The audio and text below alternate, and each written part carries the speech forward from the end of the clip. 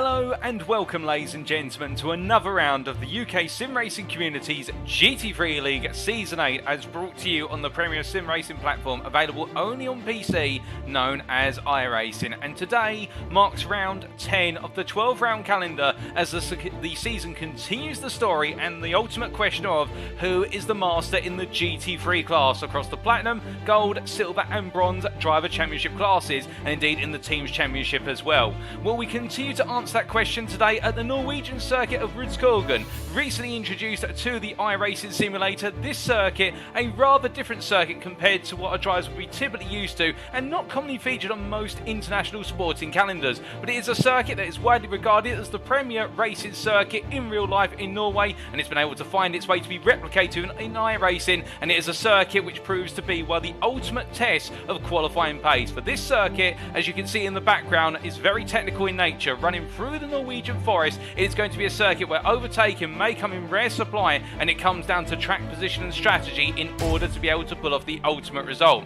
But with it being round 10, it means we're due for another feature race, our third feature race of 4, and as we'll come to the calendar shortly, those feature races, we've had quite a few gaps between them, but we're back for a full 90 minutes of racing action here today as our drivers look to continue their campaign and start to progress towards the very end and put themselves in the prime position to take home their major championship achievements.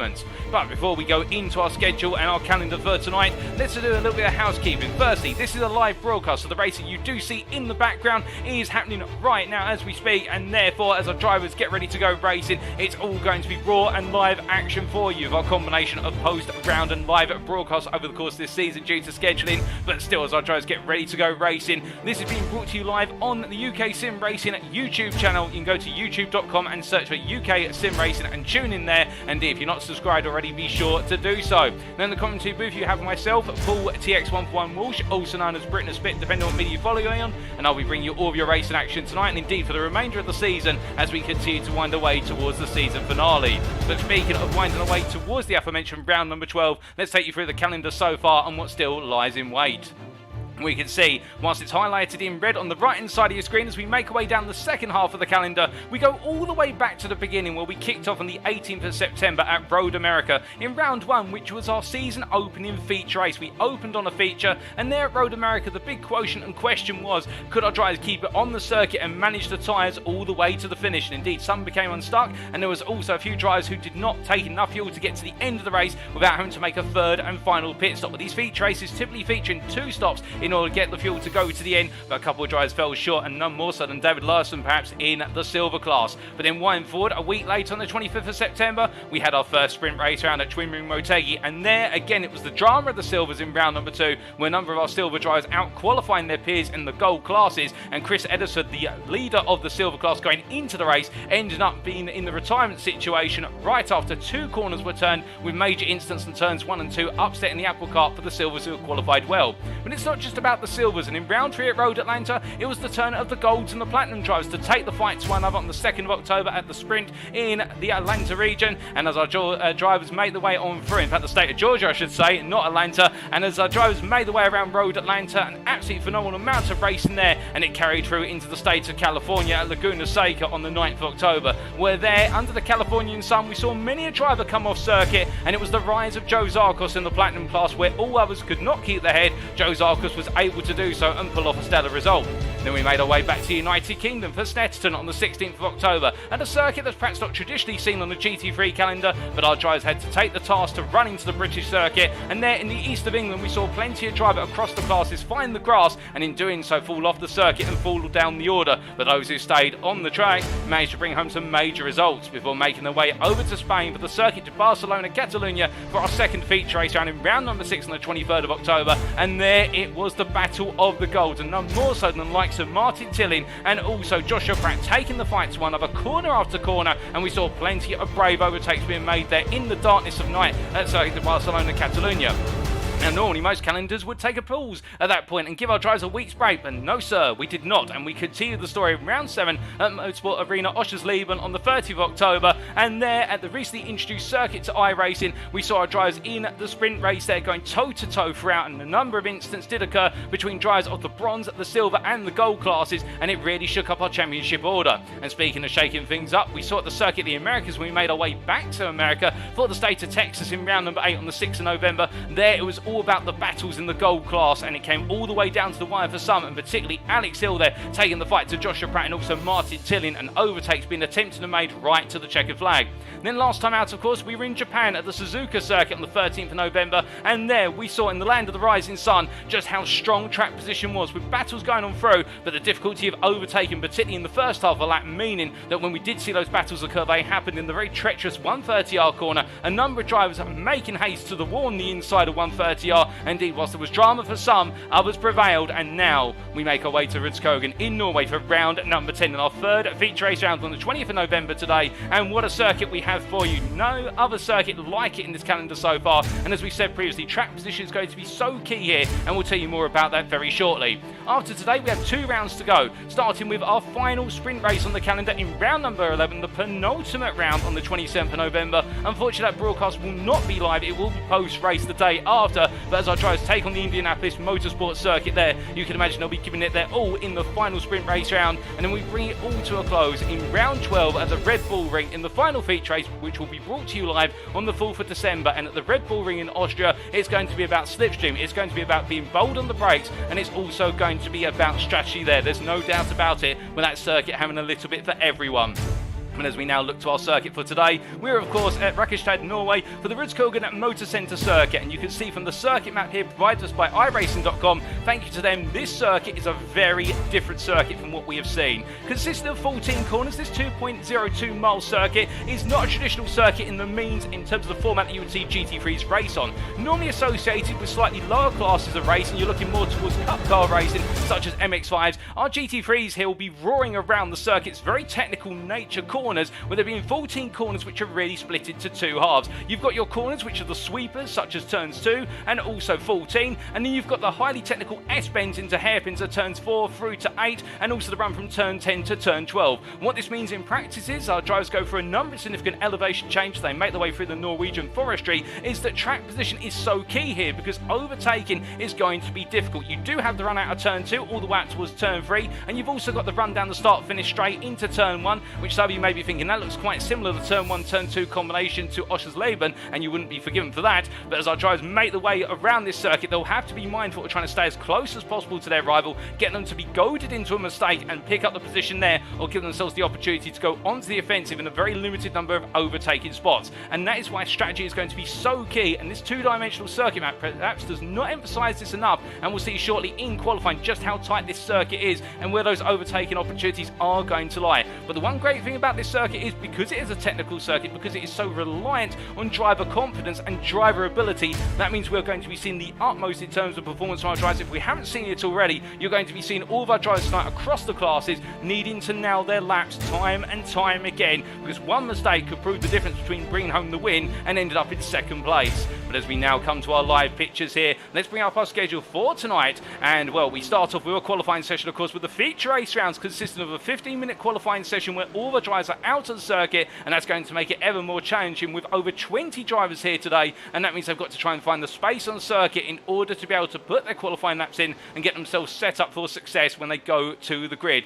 After the 15-minute qualifying session, we'll be transitioning over to the grid in preparation for our 90-minute feature race there, with expectation of 2 mandatory pit stops, although there has been a rumour circulating down in the paddock and our drivers may be able to get away with a single pit stop if they decide to do a lot of fuel saving over the course of the first stint. Now, in terms of the pit stops, there are no mandatory pit stop requirements with regards to our drivers and needing to come into the pits X number of times, but they will know that they have not got enough fuel to get to the end of the race from the start. They start off with what is 55% of the fuel tanks, and therefore when they make the way out into the circuit, they'll have to be mindful that they will need to take on fuel, but if they can avoid making that additional stop, it may just put them in good stead. So we may see a chase mix-up here between a one-stop and a two-stop strategy, much like what we saw in the season finale of Season 7 at Road Atlanta, and that was him emphasising none more so than the Platinum Class drivers of Cy Anthony and Sam Congreve battling all the way to the end, where the two of them went on different strategies, and it was Sam Congreve on the two-stop who pulled it off. But we'll have to wait and see how it plays out here tonight as our drivers get ready to go racing. But speaking of drivers getting ready to go racing, well, our fastest driver on circuit right now, and indeed the fastest driver this season so far, and nobody seems to be able to stop him unless he makes a mistake at a very critical juncture. And we have, of course, all the way back to Laguna Seca, we saw Jonathan Hitchen make an error which cost him the opportunity to bring home the win over in the Platinum Class versus Joe Zarkos, where it's Jonathan Hitchen himself here, Super Esports White's premier driver, as he makes his way on around here, and well, the fastest man at this point in time, 2/10 clear of the rest of the field. But also, let's not count out in our silver class, Stephen Masters here, who is currently 2/10 off of the Platinum leader in this practice session. And Stephen Masters has been proven to be a driver ever since being dropped from the gold class to the silver class in the early shuffle of the driver classes. He has taken the pace and the tempo up a level, and he seemed absolutely unstoppable. And some would argue perhaps it was a little bit premature to move him down to the silver class, but still the decision was taken. Indeed, I think it's only motivated Stephen Masters to push harder and prove how much pace he's got behind the wheel. And of course, that's not an impeachment on the steward's decisions. The decision was made, and Stephen Masters has reacted to it accordingly, and who can blame him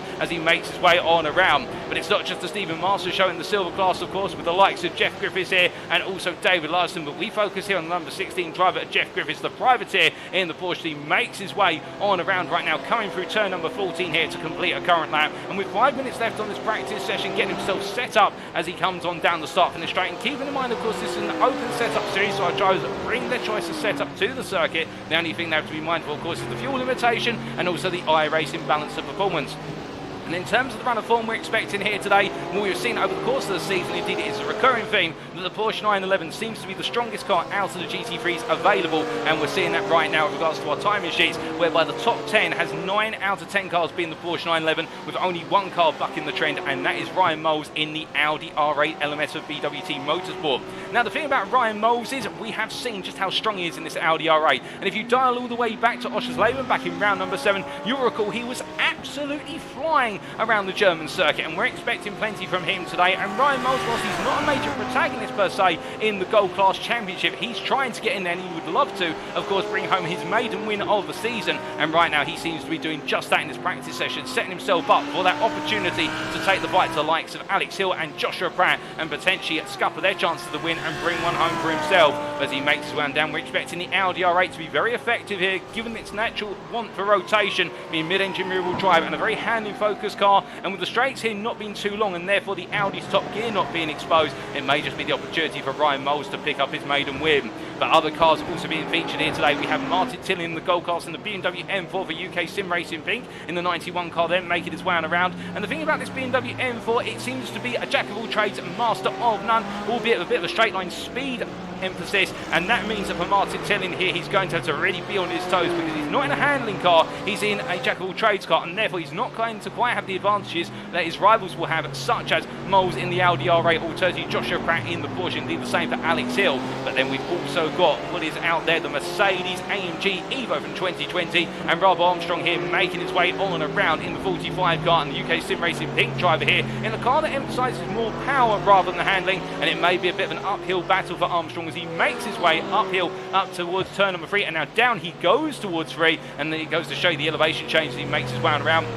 As he slows the car down to let another driver on through. Rob Armstrong here, I think, will be battling against the elements of his car, with its propensity to understeer, costing him time in a number of these sweeping corners. He makes his way through 4 and up into 5, 6, 7 and 8 very quickly, and it's this S sequence here which is really going to show the weakness of the Mercedes, unless he's dialed it out, of course, with the anti-roll bars and of course the settings of the car that are available to him to customise. But we have also got out of the circuit Tyson Melinda in the Lamborghini Huracan Evo, and the privateer making his way back to the pit lane very short, and in the Lamborghini, not to be underestimated, an all-rounder with a handling emphasis, and he may just be able to pull off a strong result, and we've seen that from Tyson Melinda time and time again. We also do have James Connolly in the Ferrari 488 GT3 Evo here, parked up at this time, and the Ferrari, we haven't seen too many Ferraris take to the circuit, but of course James Connolly is going to be absolutely fired up in the number 46 Ferrari, because of course he was our bronze winner at Suzuka, putting off an absolutely stellar result at the surprise of many perhaps, but indeed whilst everyone else in the bronze class was experiencing instants or moments, it was James Connolly who rose goes to the change and brought home an absolutely superb win. But as he gets ready to go here, what about other cars? Well, we do have Daniel Dan Weaver just ahead of him there in the DCW Racing Ford GT, the car which many have counted out for this season, but Daniel Dan Weaver is trying to do the opposite and make sure that it has a major opportunity. And if it were not for a major incident at Suzuka, it could have been on the podium there, but it wasn't to be, as he's parked up right now, the German, and waiting and ready to go. But speaking of waiting and ready to go here, I'm sure many of you tuning in are waiting and ready to go for the race in action, as we do see Sean Cranny Swash making his way down the start-finish straight. But did you know, if you're a regular viewer of UK Sim Racing in terms of tuning into the broadcast or being part of the community, if you've ever wondered how you can potentially give back to the community, there's an easy way to do so, and that is via our affiliates, because we at UK Sim Racing are affiliated with multiple sim racing and real-world motorsport companies, including Swello Meta Sim Racing Coaching, Race Anywhere and Demon Tweaks. And if you do head to our website, which is uksimracing.co.uk, which you'll see very shortly on the background of this screen, indeed there is our website, you'll notice on the left-hand side there at the top of the list of buttons, we have a button titled Discount Stroke Affiliate Links. And if you do click on that button, you'll be redirected to a page which looks exactly like this, and you can see the logos of our different affiliates there, also Amazon at the bottom. And if you do click on any of those logo images, you'll be redirected to a page on our affiliates' websites, whereby there'll be an automatic discount applied to any purchases you make, and therefore when you make a purchase, your purchase will be discounted from its normal price, which is a win for you, and we at UK Sim Racing will get a kickback from your purchase, which is a win for us. And in turn, because we're a non-profit organisation, it means that we'll be investing all of our affiliate earnings back into the community to fund future series, indeed future seasons of the GT3 League, of the Porsche Cup, which is ongoing currently, and we've got plenty more planned for 2023, with the fact it is week 46 of 52 in 2022. Christmas is almost around the corner. We haven't quite got Mariah Carey's All I Want for Christmas Is You on the radio, but you can imagine it's not too far away, and plenty of seasons to come in 2023. And additionally, some of our affiliates provide discount codes which are available in the UK Sim Racing Discord. So remember, a little purchase can go a long way in supporting UK Sim Racing. But for our drivers, they won't be thinking about little purchases. They'll be thinking about little pieces of lap time, which can go a long way. And indeed, as we look back to our live pictures, qualifying is underway here. 15 minutes. All of our drivers will be heading out onto the circuit in fashion and getting ready to set their best possible laps. Now remember, with these feature qualifying sessions, there are no limits on the number of laps our drivers can do. They have an unlimited number of laps in the 15 minutes. It's all about getting the lap time in, finding the space and delivering, and therefore that's what makes these qualifying sessions so challenging, and particularly at this circuit where it is so tight and difficult to find clear track. That is going to be the big change for our drivers here, because it could be the difference between a driver ends up on pole and at the back of their class if they cannot find the space to be able to put in the lap they desire. But we'll have to wait and see if that's what happens in practice. Our drivers make the way on around, but we see Cy Anthony meanwhile here making his way on through the S-bend and heading up towards turn number 8 in the Symphony Esports Porsche. And as he comes on through, we do have right at the front of the group right now Daniel Thomas, who is our lead driver, making his way into the turn 10 hairpin. And as he comes on through here, we'll be riding on board with Daniel Thomas from BWT Motorsport shortly to bring you the first lineup of this qualifying session on board and give you a lap breakdown as he heads through turns 11 and 12. Indeed, Daniel Thomas, one of the high flyers in the Platinum class, and we look forward to seeing just how this lap plays on out as we ride on board with him as he sweeps his way out of the final corner. Now, making sure to go as deep as possible to set up his run out of the final corner and head towards the timeline. We bring the dashboard, of course, up in the bottom right-hand corner of your screen, and he makes his way down towards turn number 1. To head up towards top gear as close as possible, braking into turn 1, coming down from 5th gear to 2nd gear from the 75 metre mark and rolling his way into turn 2, balancing the throttle and keeping it just slightly on there in 2nd gear before powering out, keeping 2 wheels on the tarmac, 2 beyond the white line, and now he powers his way down towards turn number 3. Over the crest and down into the ditch as he makes his way on down, and here the long sweeping right-hander at turn 3 has to dab the brake there approximately the 100 metre board, come down to 4th gear, down to 3rd as it's the long right that never ends. Through turn 4 he goes, and now get back on the power for turns 5 through to 8 as he makes his way left, right through turns 5 and 6 and then back into left-hander at 7 before getting ready to snap the car down on the brakes here into turn 8, and there he goes. He rolls his way for the turn 8 left-hander in 2nd gear, now powering up to the gear through 3rd gear through the kink of 9 and getting ready to go back onto the brakes here for turn number 10 at the 50 metre board, down to 2nd gear, down to 1st gear, the slice corner on the circuit turn 10 as he powers on out and up towards turn number 12 through the kink of 11, but as he gets back onto the brakes here, heading into left-hander, going down to 2nd gear and now making his way up towards turn 13. The flying left-hander here, and as he makes way into 14, onto the brake, straight lining, going as deep as possible into the corner, points the car back to corner apex, and as he comes out of 14, that is a lap of the Rudskogen Motorsenter circuit. It is a fast, it is a short lap, but it's a very tricky one, and as he crosses the timeline, what's going to be our first lap, it is a 1:17.788, a nice lap there from Daniel Thomas, and Jonathan Hitchen can only go 3/10 slower at this point, but of course he's got plenty of time to deliver laps as more drivers coming on through here to do their first qualifying laps, but Daniel Thomas finds himself clear track immediately, being the lead driver in this qualifying session and delivering a flyer. But as they make the way around, we look to Stephen Masters here, as he makes his way through turn number 14, rolling all the way down and around through the right hand and heading towards the timeline. We're expecting a fast line from Masters, given his practice pace and the pace he's shown over the course of the season. He crossed the line and he goes P2 there overall. He drops to P3 with Ryan Moles going a little bit faster. And Ryan Moles, I'm definitely saying this now, do not count him out for potential gold pole here today, because he is looking very fast and on Formula 1:18.0 flat. It is now looking as though that Ryan Moles is pushing on towards the 17s, and we think pole pace here today is going to be a mid to low 17, depending on whether a driver can find the space and how much fuel the driver's got in the car. But with all the laps our drivers are putting in, I wouldn't be surprised here if we do see some very quick and sudden laps appearing on our timing sheets, and some drivers would normally be expected to go fast may not be able to find the time at all for the simple reason they just cannot put a lap together. They bump into traffic, they bump into dirty air, and we haven't really talked too much about dirty air so far, and what we've seen over the course of this season is circuits which are more technical in nature, perhaps the most technical of them all on our calendar, that dirty air, when you're running within 7/10 or closer of the car in front, it really starts to disturb the flow of the aerodynamics over the front of the car, and Daniel Dan, we will know all about that, given the fact the Ford GT, a very bulky car, very power orientated mid-engine rear-wheel drive car with a lot of weight transfer in the rear of the car as well, so it gives it this hybrid formation of what is power versus handling, but it is a beast to be wielded here, and Weaver, to be fair, is managing it very well as he makes his way through turn number 8 into the depression into the apex of turn 8 before powering out past the marshal's post there as he makes his way through 9 and down towards 10. But as he comes into the braking zone here for turn number 10, looking very smoothly hooked up at the moment. His first major flying lap that he's had clear to track to be able to do, but as he comes through 11 and up towards 12, can he nail it all the way to the finish here and put a lap that's going to get him right up there, with Alex Hill going P2, only 600ths of the Thomas this time, and Alex Hill coming out of nowhere with a very strong lap in this qualifying session, which is brilliant to see, and that's only going to up the tempo in this qualifying session ever further for the gold class. But as we come to the line here, he's going to bounce across it, brings the car over to the right side. He does not feel happy with that lap. It's only P11, P5 in the gold class so far, and I think he feels as though that 18.552 is not fully representative of what he can deliver here today in qualifying, but he's still got time to go. But as he makes his way back up to speed, we look from him to what is our bronze driver, Darren Sharples, in the Mercedes AMG Evo, as he comes across the timeline and goes on to a flying lap.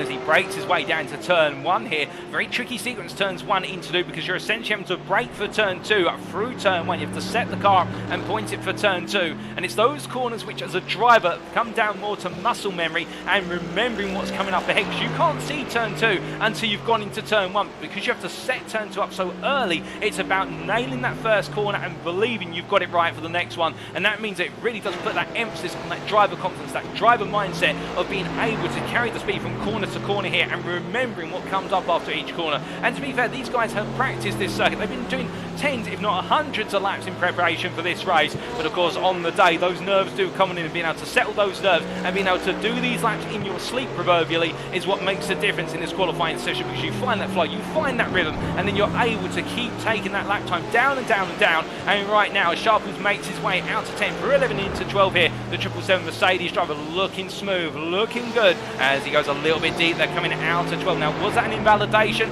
I think 2 tyres were still within track limits as he goes into 14. And you see the Mercedes just slightly understeering there, under braking through 13 into 14. But he caught the car very nicely as he makes out the final corner. And I think Sharples might be moving up a little bit here. Well, Willie, as he crosses the timeline. And in the end for Sharples, it's not an improvement. It was close, but not enough to be able to improve from his personal best. That was a 19.84, his previous best, and 19.51 as he makes his way through turn number 2 once again. But meanwhile, We look from our bronze driver to our silver driver of Mark Collicott here as he makes his way through turn 2 as well. The BMW M4 currently plays in what is P15 overall, P3 in the silver class, only 2/10 of Jeff Griffiths, or if that 1.5 tenths more so. But we have to cut that train of thought because Austin William Campbell goes provisional pole with 17.575, our first 17.5 on the board here by Austin William Campbell, and right now looking to continue to drop those lap times down. So we see Moles jump into the pit lane there, and now as Campbell makes his way down towards what is turn number 3, absolutely flying into the corner there, full faith, full commitment in the car, as you see the real, goodness me, and Lou's in the rear, very slightly obscured by the tyre barrier there, but he jumps to the pit lane, the car just slightly slapping Lou's, and you could see it was starting to step out under braking into turn 3, but in the end, as we take another look back at that instant, we ride on board here, and you're going to see, watch the steering wheel, he knows the rear's gone, he tries to snap it back, and in the end he provides too much counter steering, it causes the car to jump the other way, but then a jump to the pits for our Porsche driver. But as we return to live pictures, we now look to Alex Hill here, fellow Porsche driver as well in the gold class in what is number 276, and was he makes his way down towards turn 3. Currently gold pole sitter by only 1.5 tenths over Ryan Moles, and Ryan Moles here I think is being a little bit cheeky. He's deciding to follow Hill around the circuit. I think what he's trying to do, he's looked at his delta, and indeed the team have looked at the circuit map and noticed that Hill has found himself quite a bit of space out on the circuit, and they've told Moles to go out there, get as close as possible to the back of Hill, and then lightly back off towards the end of the lap as he slides his way coming out of turn 8 there. Well, I don't think that's going to help the rear tyres, that's going to add a bit of flat spotting on them as he makes his way into turn number 10, but the point is Moles can do a little bit of studying, watching the back of Hill and seeing what lines Hill is using and potentially where he's stronger on the lap. As we see there, Moles goes a little bit wide, he decides there to run off circuit, knowing the lap's already really an out lap or a warm-up lap. In fact, it is classified as an out lap, you can see on the time board there, but he's going to get himself set up now to flow on through, and we're going to be riding on board here with the BWT Motorsport driver as he makes his way around in the Audi R8, and we bring out the dashboard there in the bottom right for you, so you can keep track of the speed he's carrying and the gears he's carrying from corner to corner.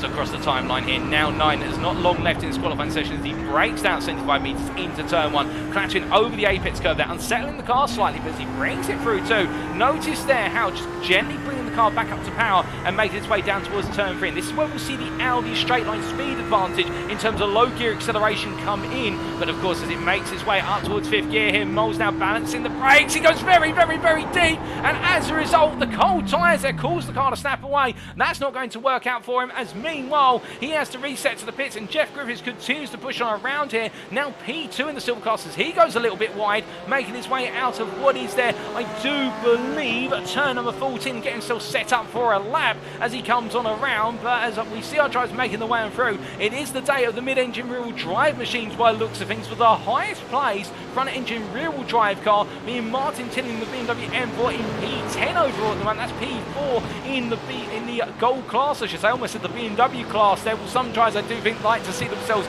in a particular car when they've got other rivals in the same class, forming that only little inter-manufacturer battle, if you will, but that's not what the stakes are here in this championship, as we do see Daniel Dan Weaver in the unicorn that is the Ford GT in terms of its rarity, made his way around right now. To be fair, only a second off of the provisional pole time overall set by Austin William Campbell at this time. Weaver is putting in some very strong laps, albeit I think fighting against the weaknesses of the Ford, but at the same time in this uphill battle you never know what he can achieve as he takes it very slow. In fact, he runs off there at turn 13 and 14 and decides not to commit to the lap. But meanwhile, speaking of committing to lap, we see here Colin McQuirk making his way out of what is turn number 4, and he's got quite a bit of traffic in front of him. And he's not on an out lap, he is on a qualifying lap right now, and this is not good for the Platinum driver in front of him. Well, that is one of the Symphony Esports Porsches. That's the number 21 car of Jonathan Hitchen, which in turn has got the Simam Racing machine in front of it. I'm trying to see who that is, but as they make the way on down, this is not the way that they want to stack up on one another, because of course the driver at the front of this group, if they're not on an out lap, if they're on a qualifying lap, they have the authority, so long as they have not botched the lap, they have the authority to carry on, and it's the responsibility of the drivers behind to be cognizant of that. And right now I think McQuirk is going to have to abort this lap and decide to invest in the next one, and you can also see behind Martin Tilling here getting very close. Perhaps he's trying to sniff a little bit of the draft as McQuirk is into the pits and Tilling carries on through, and instead we ride on board with Martin Tilling as he makes his way down towards turn number 1.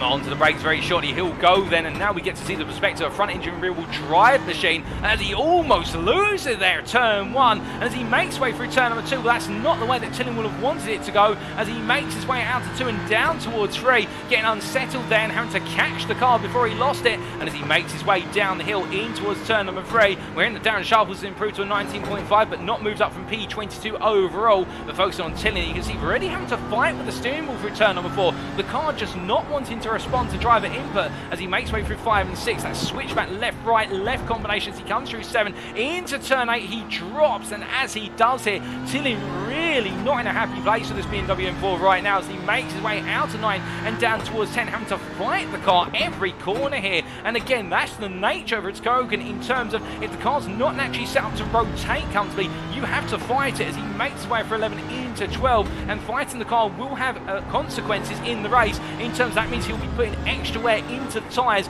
given the amount of scrubbing he's going to have to do to the tyres in order to get the car to rotate through the corners. But as he comes through turn 14 here, you can see how, again, a little bit of understeer, perhaps invoked by the traffic he's got in front of him, taking a bit of the front end downforce off of the car. But as he makes his way to the timeline here, it is not going to be an improvement for Martin Tilling. He's going to have to go again. Oh, it was good to see the perspective of the front engine rear drive driver making his way around, but I don't think that lap is representative of what he wants to achieve here as he makes his way through 2 and down towards 3. But meanwhile, speaking of representing, we do see that Colin McGuirt making his way on around right now, and the Platinum driver moments ago going to the pits and deciding to get out the traffic jam as he loses the round of braking, going into turn number 10. They're just trying to come into the corner with a bit too much speed before the car's rear could settle down. And of course, this Mercedes, with so much of its mass being concentrated towards the front with that very bulky 6.3 litre V8 engine in the front of the car, it means that under braking this car, if you do not nail it under braking correctly, it can snap on you when you try to bring it through corner apex, particularly in low speed corners.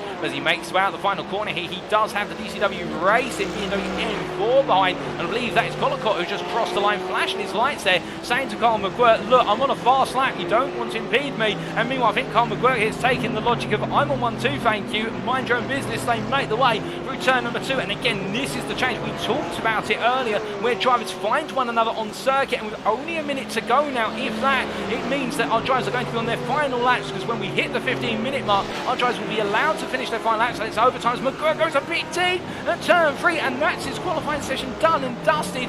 Meanwhile, we do look to Mark Collicott making his way on around, and Collicott making his way through the S-bends now as he comes through turn 7 into turn 8. He drops, he goes very deep into 8, but perhaps he prefers this line, going deep before turning into turn 8. It gives him the power in the run down towards 10. It may just offset the car a little bit as he comes down to the braking zone. Meanwhile, at the very top of that, Austin William Campbell is currently pole sitter by 1/10 over Jonathan Hitchen, and Hitchen has jumped to the pits, which means that right now, Austin William Campbell may be taking pole away from Hitchen, and that is not something we've normally seen. We've normally seen Hitchen on pole, as we see a driver parking up, then jump into the pit lane. I believe that may have been David Larson in the back of the picture. Daniel Thomas jumps up to P2, so Hitchen drops to the second row for the first time this season, if my memory serves me correctly, when he's participated, and we see Collicott here crossing the line. Can he improve? He does, but it's not enough to move from P16 or P4 in class. What about Ryan Mosley? He's one of our last drivers coming through. Well, let's not forget James Conley here, who's currently right at the bottom of the standings, but he's improved in the first half of the lap. Can he improve in the second half of the lap as he comes to the line here?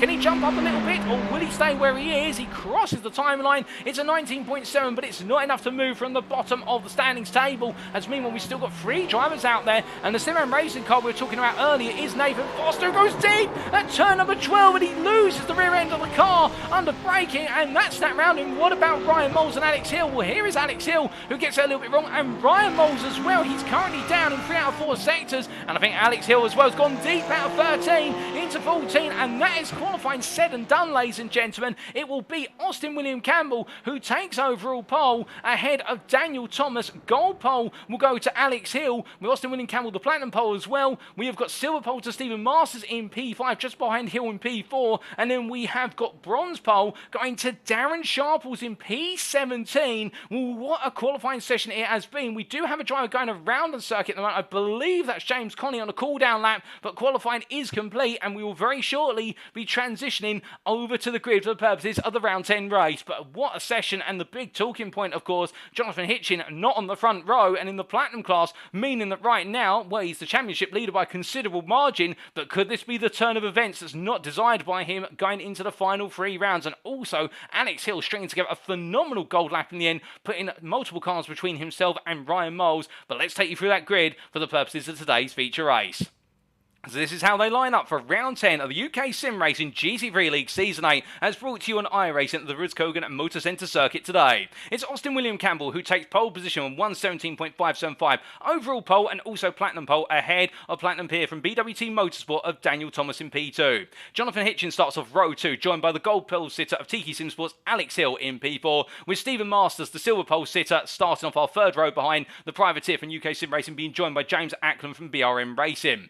Then on row number 4, we have Ryan Moles and Joshua Pratt line up together, P7, P8, the 2 gold drivers. And of course, for Joshua Pratt, this is an opportunity to gain one on Martin Tillin, but he's got to go hunting after Alex Hill if he wants to continue that campaign momentum from Suzuka. Cy Anthony, the platinum driver from Symphony Esports Black, starts off our 5th row, joined by UKSimRacing Pink's Martin Tillin in P10. Nathan Foster from Simam Racing, joined by UKSimRacing's Carl McGirt. The 2 platinum drivers are on the 6th row. Followed by, on row number 7, Daniel Dan Weaver, the privateer in the Ford GT P13, the gold driver, joined by the silver driver of Symphony Esports White's David Lowerson. And then further back behind them, we have Jeff Griffiths, the silver class driver, joined by his silver peer of DCW Racing's Mark Collicott on row number 8. Then we have bronze pole sitter, starting off row number 9, Darren Sharples, the privateer, and he in the 777 Mercedes will be joined by Tyson Melenda, the Lamborghini Huracan Evo driver in the silver class, the privateer P18. Then we have Chris Edison from UKSimRacing there, the silver driver, starts P19, starting off our 10th row, joined by Daniel Payes, P20 there, who we didn't really talk about in qualifying, to be fair, but Daniel Payes putting in another strong qualifying session and building a bit more momentum, it would seem. Sean Cranny Swash starts off our 11th row in the silver class in P21, joined by Rob Armstrong, his silver peer, P22, and then we have James Connolly line up P23 on the final row, last but not least in that position, and he has no one alongside him there, with only 23 drivers taken to the session today. But that is the gridding process complete. The grid is set, and now we await to go racing. But of course, there will be one formation lap here behind the pace car, and when they come around next time, coming out to turn number 14, we will be green to go for 90 minutes of racing, and the big question will be, can Austin William Campbell pull off a stellar start to break away, or will it be this man alongside him on the front row, who we have seen be the strategic master,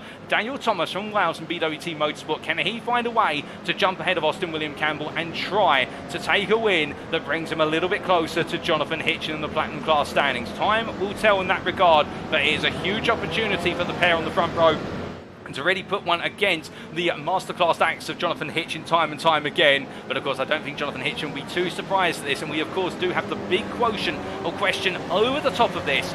Will it be the 1-stop that wins today, or will it be the 2-stop? The 2-stop is the safe strategy. It is the most traditional one that we've seen in the 90-minute feature races, but the 1-stop is possible. And of course, we have the challenge of the big traffic jams around this circuit. And when we say traffic jam, if you find yourself behind the driver who's slower in terms of race pace, overtaking could be quite painful and detrimental to your race time. And could we see a few undercuts being done here? Could we see some unconventional pit time strategies? We've normally seen, when we recall back to round number 6 of Barcelona Catalonia, we saw most of our drivers focus their 2 stops around the 30-minute mark and the 60-minute mark, splitting the race into equal stints.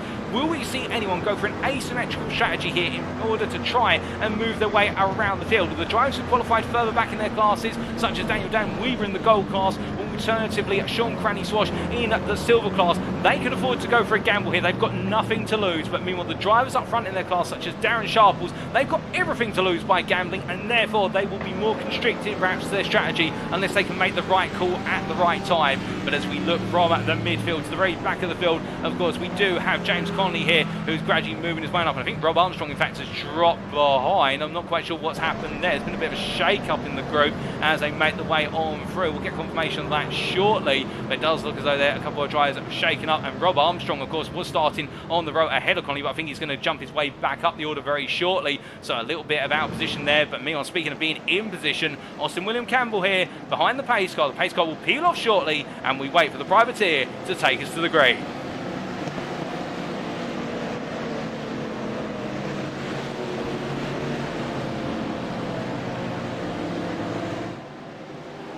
And it's lights out and away we go as he goes early, and Austin William Campbell leads our drivers down towards turn 1 for the first time of asking in 90 minutes of racing at Rudskogen. As they make the way down towards turn 1 here, we can see many a driver on the inside. Alex Hill, they're being compressed on the inside. James Ackland around the outside of Stephen Masters immediately into turn 2.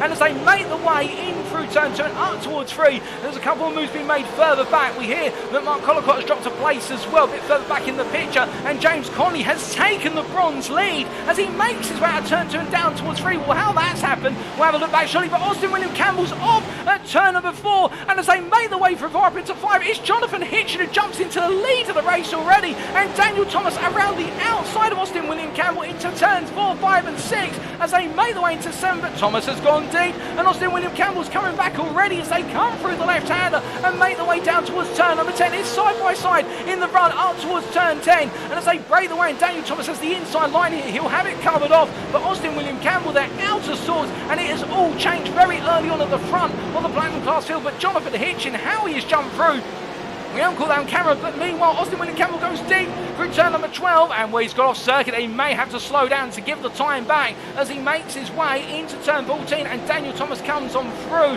but there's moves happening further down the order. Carl McGuire going very deep, in fact there's damage to the front of that Mercedes, and we see a couple of drivers going off, and David Larson I think has gone straight into the pit, so I'm not sure what's happened to David Larson, but meanwhile as they make the way down the start finish straight here, Carl McGuire versus Mark Collicott into turn 1, onto the brakes they go, McGuire on the right of your picture, Collicott on the left, and Collicott backs out there into 1, knowing that he may have to run into turn 3 instead. But it's been a dramatic opening lap of this race, and indeed we've seen a couple of overtakes really stuck under the radar as they make the way on down and around and in towards turn number 3 once again. But as they do, let's take you through that top 10 as it stands. It's Jonathan Hitchen who leads currently, going through lap number 2, 2.6 seconds clear already of Daniel Thomas in P2, and Daniel Thomas is falling away like a stone. I think Hitchen here is committed to a 2-stop ready, and Daniel Thomas may just be going for the 1-stop, and that's why the pace is so different at this point in time as he almost runs wide there coming out of turn 8. This is completely against the form factor that we've seen of qualifying. Meanwhile, Austin William Campbell in P3, followed by Alex Hill, your goal leader, P4. We then have James Ackland P5, Joshua Pratt P6, Ryan Moles P7, Stephen Masters, your silver leader, P8, losing 3 places at the start, Cy Anthony P9, and Martin Tilling completing your top 10 ahead of best the rest Jeff Griffiths in P11.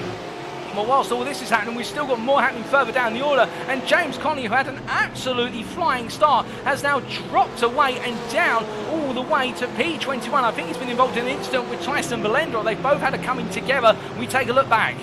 Well, this was only moments to go, and there is Tyson Valenda. Now, where's James Conley? He's further behind, so Tyson Valenda under braking here. Well, he was hooked up, and oh goodness me, there was contact there, the tiniest tap. If that, it might have also been netcode to be fair, but Conley and Valenda coming together, and Conley's absolutely flying start undermined by a little moment at turn number 10 that sent Tyson Valenda all the way round, and Conley waiting there to let Valenda safely get back out the way before picking up the pace once again. But as we return to those live pictures, we look up towards Cy Anthony here battling for P8 versus Stephen Masters. And as they make the way on through, we bring the battle box up on your screen in the bottom right hand corner so you can keep track of who's on the screen and who's battling whom at the point in time. But as they make the way down through turn 8 and up towards 10 once again, now that our drivers are starting to make the way through lap 3 and heading on towards lap 4 shortly, we're seeing the tempo drop a little bit here, and I think now the focus is immediately turning to that prospect of the one-stop strategy for a lot of drivers. Of course, we do see the GT3 traffic jam, as many nicknamed it in the build-up to tonight, forming, and at the head of that traffic jam right now, it is P3 driver Austin William Campbell, and he has got a plethora of cars behind him running all the way back effectively to Cy Anthony. Well, saying that, no, to Jeff Griffiths in P11 if you keep them all within a second of one another. So Jeff Griffiths right now at the end of the first train, and it is Daniel Dan Weaver who leads the second train as Jonathan Hitchen goes purple on lap number 3 with a 1:18.271. Hitchen is not slowing down. He knows he's going for a 2-stop. Wherever it is the 1-stop, he's going to absolutely find some fuel saving later in the race, and perhaps he's going for a comfort barrier at the moment in terms of putting some distance between himself and his peers. But meanwhile, Ryan Moles here making his way out of turn number 2 and down towards 3. He's going to have Cy Anthony who's inside as they make the way down, and Ryan Moles loses a couple of places here. In fact, he's been passed by Stephen Masters, he's been passed by Cy Anthony as they make the way through turn number 4, and Martin Tilling now hot on his heels as they make the way through the S-bends once again. But we take a look back at what happened.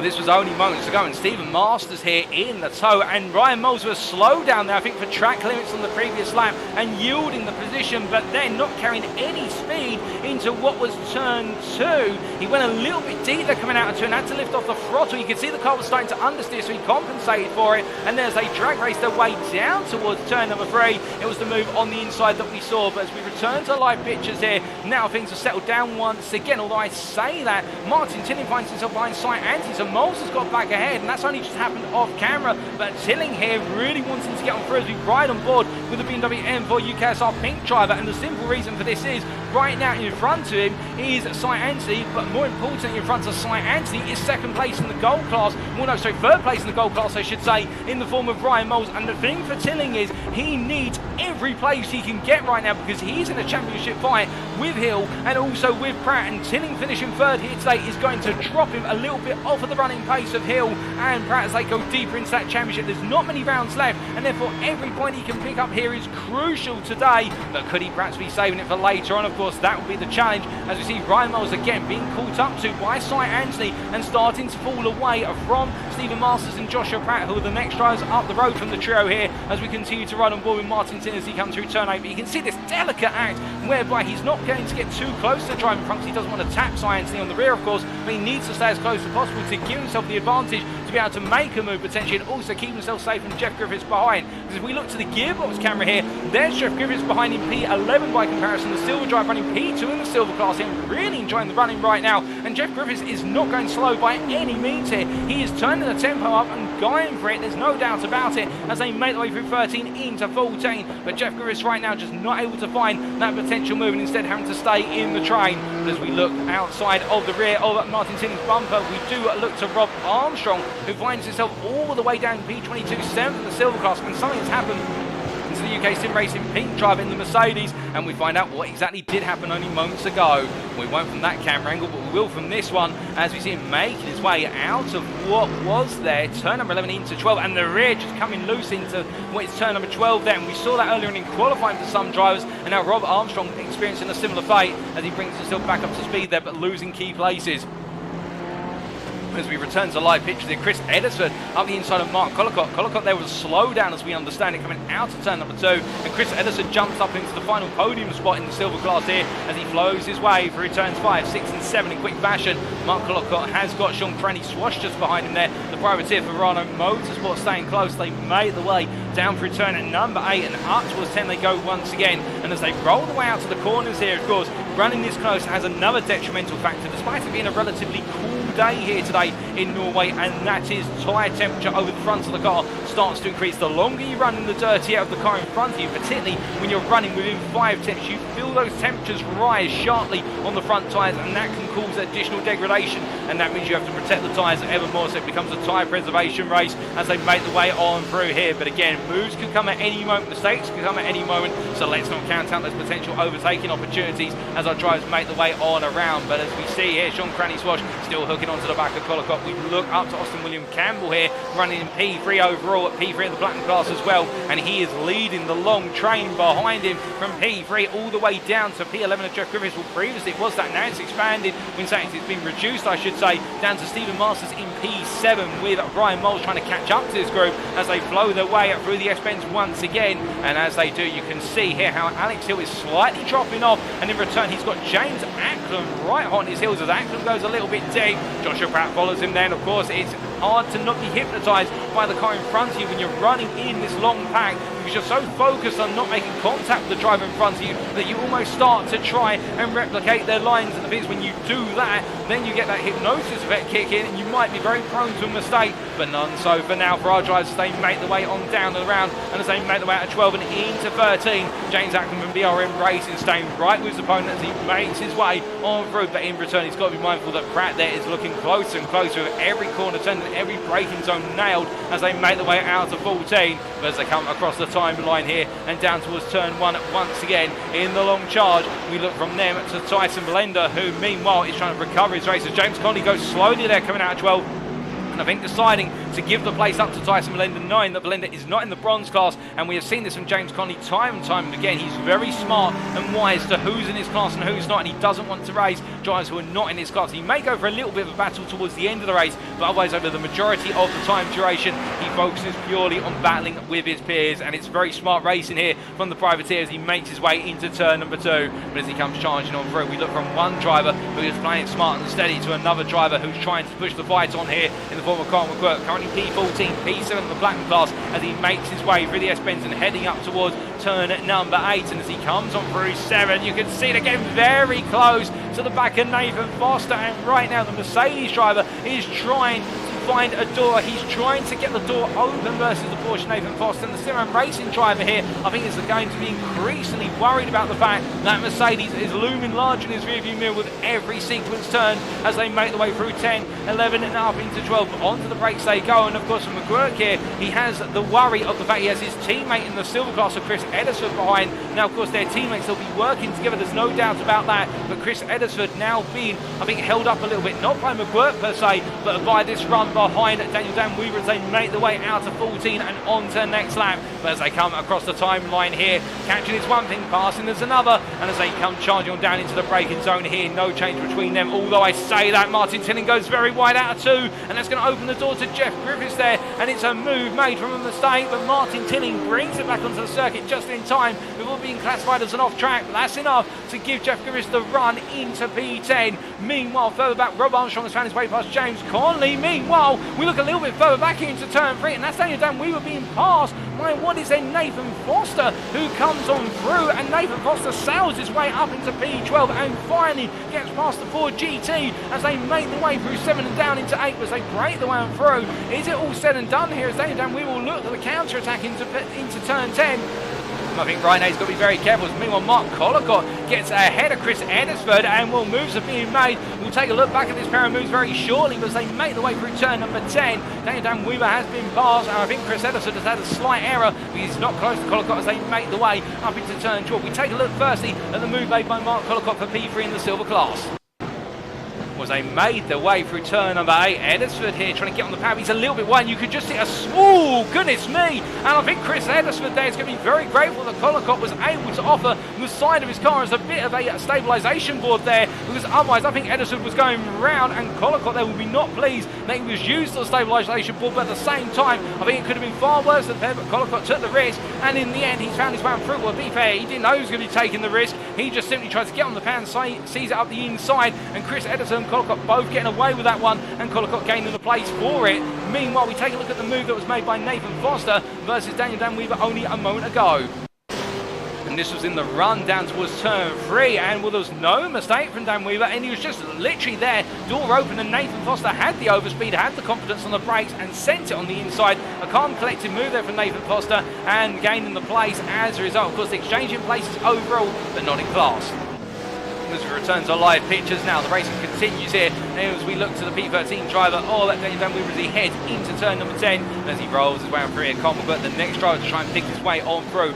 Meanwhile, we look to Stephen Masters a bit further up the road in P7, and the silver driver here rolling his way on through turn number 14, and as he comes through the right-hander, looking to try and hunt down what is in front of him, Joshua Pratt. I think having to be more mindful of Ryan Moles right there behind him. Ryan Moles, we have seen, has a lot of pace in that Audi, albeit that pace has been a little bit misplaced early on in this race. A couple of small errors just costing him places early on, but at the same time now he's trying to build up that momentum once again and regain the time he's lost. He makes his way down towards turn number 1, but as he comes charging on down in towards the braking zone into 3, you can see here how the BWT Motorsport driver has to have that balancing act, of course, of running close to the pack but not too close in order to overheat the car and take time out of the tyres as he makes his way on through. But meanwhile, speaking of making the way on through, we are going to take a look back very shortly at the moves that were made by Jonathan Hitchen to take the lead of the race at the very start, because there were a couple of big overtakes and moments at the start of the race, and Jonathan Hitchen sailed his way up the order very rapidly indeed,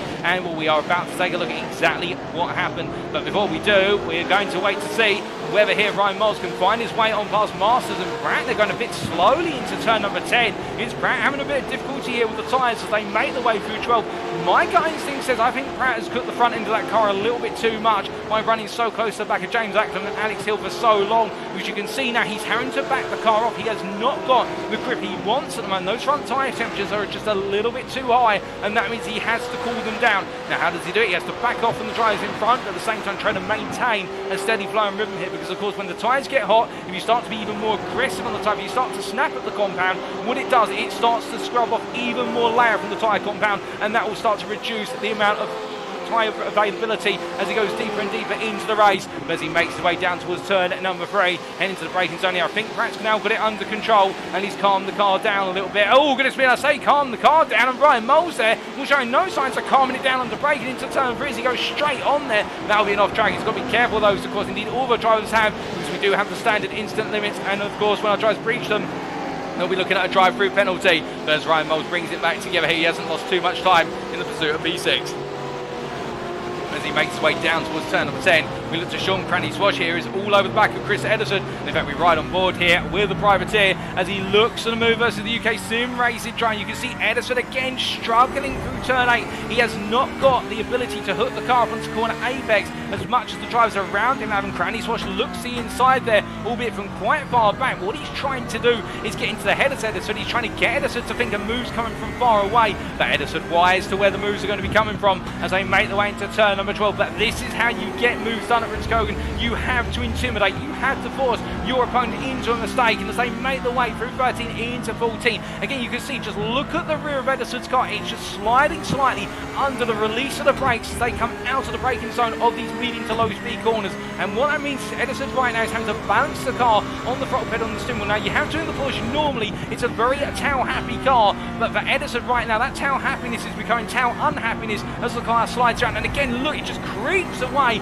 coming out to turn number 2, but in the same vein Cranny Swash goes a little bit deeper and has to bring it back together. And I think now Cranny Swash experiencing a little bit of that dirty air on the front of his car, just stopping him from carrying the speed he wants out of 2, and he's looking vulnerable to Darren Sharples behind. And now Sharples, of course, we haven't talked too much about the bronze class recently, but Sharples leads the bronze class here ahead of Daniel Payes in P2 of the class, P18, P19 respectively overall for the pair. But look how close they are together, and remember these two plus Mark Johnson, who's not here today, these two are two of the 3 main protagonists in that championship battle, and they will both want that win. They need that win to try and bring parity to Mark Johnson's 0 pointage advantage, because he has a number of drop scores that he has to his advantage right now, and therefore every win and point matters to these two if they want to have that opportunity to take the crown for Johnson come the season finale. As they make the way through turn number 12 once again here, of course for them right now they're both friends off the circuit, rivals on the circuit. Payes here I think playing the long game, and I think Payes needs to do so because he's had a couple of rounds where it just has not worked out when he's qualified exceptionally well compared to other classes,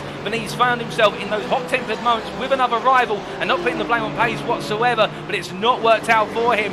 Meanwhile, Sean Cranny Swash here, he's got Sharples on the inside. Sharples goes for into 1, but Cranny Swash here keeps the inside into 2. It's going to be battle. Who's got the power? Oh, goodness me, the car slides away from Cranny Swash there with a bit of understeer. There's a tap to what was there, Darren Sharples, and Daniel Payes is into lead of the bronze class there. Well, I don't think Sharples is going to be too pleased about that one. I think he would argue that he was pushed wide there a little bit by Sean Cranny Swash. I think Cranny Swash would argue, well, he's got to go somewhere and he gets the power down. He can't hold the power off forever. But as they make the way out of 4 and up towards 5, there's a little bit of a tap between the two of them. And with the Cranny Swash, I don't think it's going to be too much damage, nor is it for Sharples in terms of physical damage on the car, but it's going to be emotional damage for Sharples in the fact now he has to try and find his way past Payes, who he was ahead of only moments ago. But as they make the way down towards turn number 10 once again here, the change to the bronze lead, we've also had a movement made between Carl McGurk and Daniel Dan Weaver off camera. But before we take a look back at that, we mentioned it a moment ago, we are going to get a replay of what happened at the start and how Jonathan Hitchen found his way into the lead of the race. This was at the start of the race, and we ride on board with Jonathan Hitchen when we went green flag. And we'll keep in mind, of course, he's got Daniel Thomas on his right, and already he's jumped head and towards. Look in the camera there in the centre of the car. Daniel Thomas having a really slow start, and Jonathan Hitchen just creeping up the inside. And well, as he made his way out of turn 2 here, went full attack as he came out of the corner, heading down towards what was turn number 3. And well, onto the brakes they went shortly. I think Austin William Campbell here knew that Hitchen was going to go for it. I think they swapped the places. They made the way on the braking, or Hitchen went for it. In fact, no, they didn't swap the places. That is where Austin William Campbell tried to hang it around the outside. Hitchen just gathered it all together on the inside, brave up the hill they went, and that's how he got it done. Austin William Campbell did try to come back in the end. My apologies for misinterpretation. And Daniel Thomas then seized on the opportunity as Austin William Campbell tried to hang the battle on through, but that's what led to the side-by-side run out of the corners. But meanwhile, we take another look back to the very start of the race, and particularly to James Conley, who had an absolute flyer coming out of the final corner. And in fact, James Conley was ahead before we went racing. So James Conley getting the jump there on what was Daniel Page. Now, what about Darren Sharples? We can see Sharples there in the run to turn 1, and Conley, well, Conley came out the inside of Tyson Valenda, and I think here, as they made the way on through, did Sharples just find himself on the outside? He did, and look at this from Connolly. He literally found his way through with cold tyres as well. You saw the car slide there on the opening lap, but he got it done, and then down into turn 3, a brave move from Conley there to find the space and get it done through turns 1 and 2. That is a very strong start to his race, because it's gone backwards since then, but credit where it's due. Sharples did try to come back into 5, but here Conley just hooked up on the inside and said, well, you're going to go around the outside and there's no way for you. But as we now return to live pictures here, those are the two major moments at the very start of the race, and returning now, not too much has changed since we come back to live pictures here, but we do have Stephen Masters, who we look to here in P7 right now, battling side by side with Ryan Moles, and Masters under pressure from the Audi driver as they make the way down to turn 10. But look at Moles there, he's trying to set up the move for 12, goes deep intentionally, 9, he can't make the move into 10, Masters has got it covered off, but what he's doing here is he's setting up these runs out of these hairpins, trying to get on the pound nice and early to give himself the momentum into the next braking zone. And what it does for Masters is it means Masters now has to be ready for a potential move coming at every heavy braking zone, and this is the critical corner. Can Moles get the run out of 14, or will he find himself going a little bit further back? And he does lose a little bit of steam as he comes across the timeline to head on to another lap. They go on to lap number 17 under race conditions. 21 minutes complete. We've still got plenty of time to go here. No pit stops have been made yet on the schedule. The only pit stop we have seen is David Lawson. He did take a pit stop. He spent 30 seconds in his stall, and as they make the way on down right now, Masters here under pressure for overall position versus Ryan Moles. This is not for class position, with Masters being in the silver class, Moles being in the gold class. But as they make the way down towards turn number 4 here, I think Masters right now definitely feeling that emphasis of he might need to give way soon. All 30, he's going to have a defensive battle on his hands. But speaking of battles on their hands, well, Austin William Campbell has got 9 temps over the building battle for P4. That is Alex Hill, and this is overall, of course, Alex Hill, your gold leader, who has James Acklam and Joshua Pratt hot on his heels behind. And Joshua Pratt is perhaps the most important name in this trio, because he will want to try and find his way on through. Speaking his way on through, there's Ryan Moles, who goes up the inside of Stephen Masters, who goes a bit deep at turn number 10. And I think in the end, as well as going deep, he's thought to himself, you know what, I'm going to give this up now because Moles is so close and it's only putting more and more pressure on me and the ability to manage the car. But Masters there drops to P8 overall. Moles up to P7, and now for Ryan Moles, the big question will be, can he get on the back of Pratt and put pressure on for P2 in the gold class? I think he can here. I do not think Ryan Moles is backing off, and there you go, a personal best from Ryan Moles, an 18.3. Pratt me on 18.7. Ryan Moles is coming through as he makes his way through turn number 2. But as they come on through and down towards turn number 3, meanwhile, we look from Moles back up to Alex Hill, and only moments ago we were saying, because Alex Hill is, of course, one of the 3 big names from the Gold Championship fight. Joshua Pratt is another one, and for Pratt, he wants to try and find his way from Acklam. But meanwhile, speaking of Joshua Pratt here, he's had a slow run out of 2, a poor run through 3, and as he gets himself up to speed through 4 here, you can see just how close Moles is as they make the way through the serpentine sequence and down into turn number 8. And as they come on down here through the left-hander and onwards towards turn 10 they go. The problem for Pratt at this point is that if he pushes it too hard now to try and catch back up to the battle in front, he may just take the edge off the car. He needs to keep Moles at bay and lead himself into a mistake. And for our Porsche drivers in particular, it seems as though the car is starting to wear down early here in the long traffic trains as they make the way on around. Moles showing no signs of feeling the pinch on the car when he runs close to another driver. If anything, Ryan Moles seems to be more and more comfortable running this close. I wonder if they brought to this circuit on that Audi R8 the same setup that they took at Oschersleben, a very similar one, for the simple reason the BWT Motorsport driver, he was so comfortable running the dirty air of his peers at Oschersleben, and he's doing it again here. He's just so close under braking, and that is not characteristically known for the Audi R8 here. Normally, it's very sensitive to the dirty air of another car, but Moles has found a way to make it a very happy car in the dirty air as they make the way down the hill towards turn number 3 once again. Meanwhile, Masters looking on at this and thinking about what he can do to get involved as they make the way into the braking zone of turn number 3. And further back, we see Daniel Pace here, the bronze leader. Well, now he's starting to inch closer in the battle for P17 overall versus Sean Cranley-Swash as they make the way into turn number 2, and the Verona Motorsport privateer here looking to try and hold on to track position for now, but Pace, of course, I think will want him to up the tempo a little bit and get a move on, because Darren Sharples has come back, and he's coming back strong as the Mercedes driver at the back of this trio as they make the way down. But meanwhile, into turn number 10, that's Pratt on the inside of Moles as they make the way on through. Moles getting a better run out of turn at number 8. He's battling side by side out of 10 into 11 and 12, and Pratt's on the outside. Can he get the comeback? I don't think he can, and as they make the way out to 12, Ryan Moles gains another place here, and Moles setting himself up well. Meanwhile, further back there has been drama between Darren Sharples and Daniel Pace, and Daniel Pace a long way back and off circuit there at turn 4. What on earth has happened?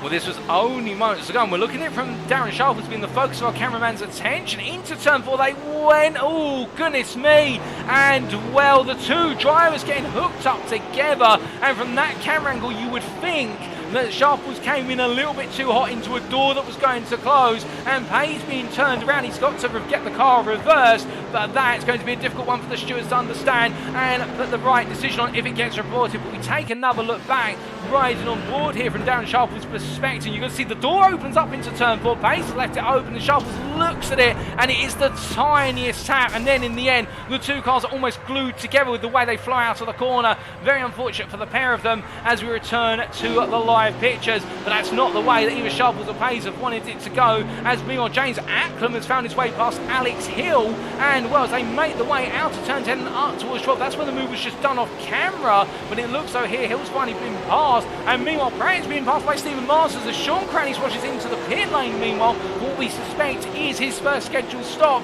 so we are starting to enter into that pit window for the first of the two-stop strategy. And I think a number of drivers here are really starting to struggle, having pushed it early on.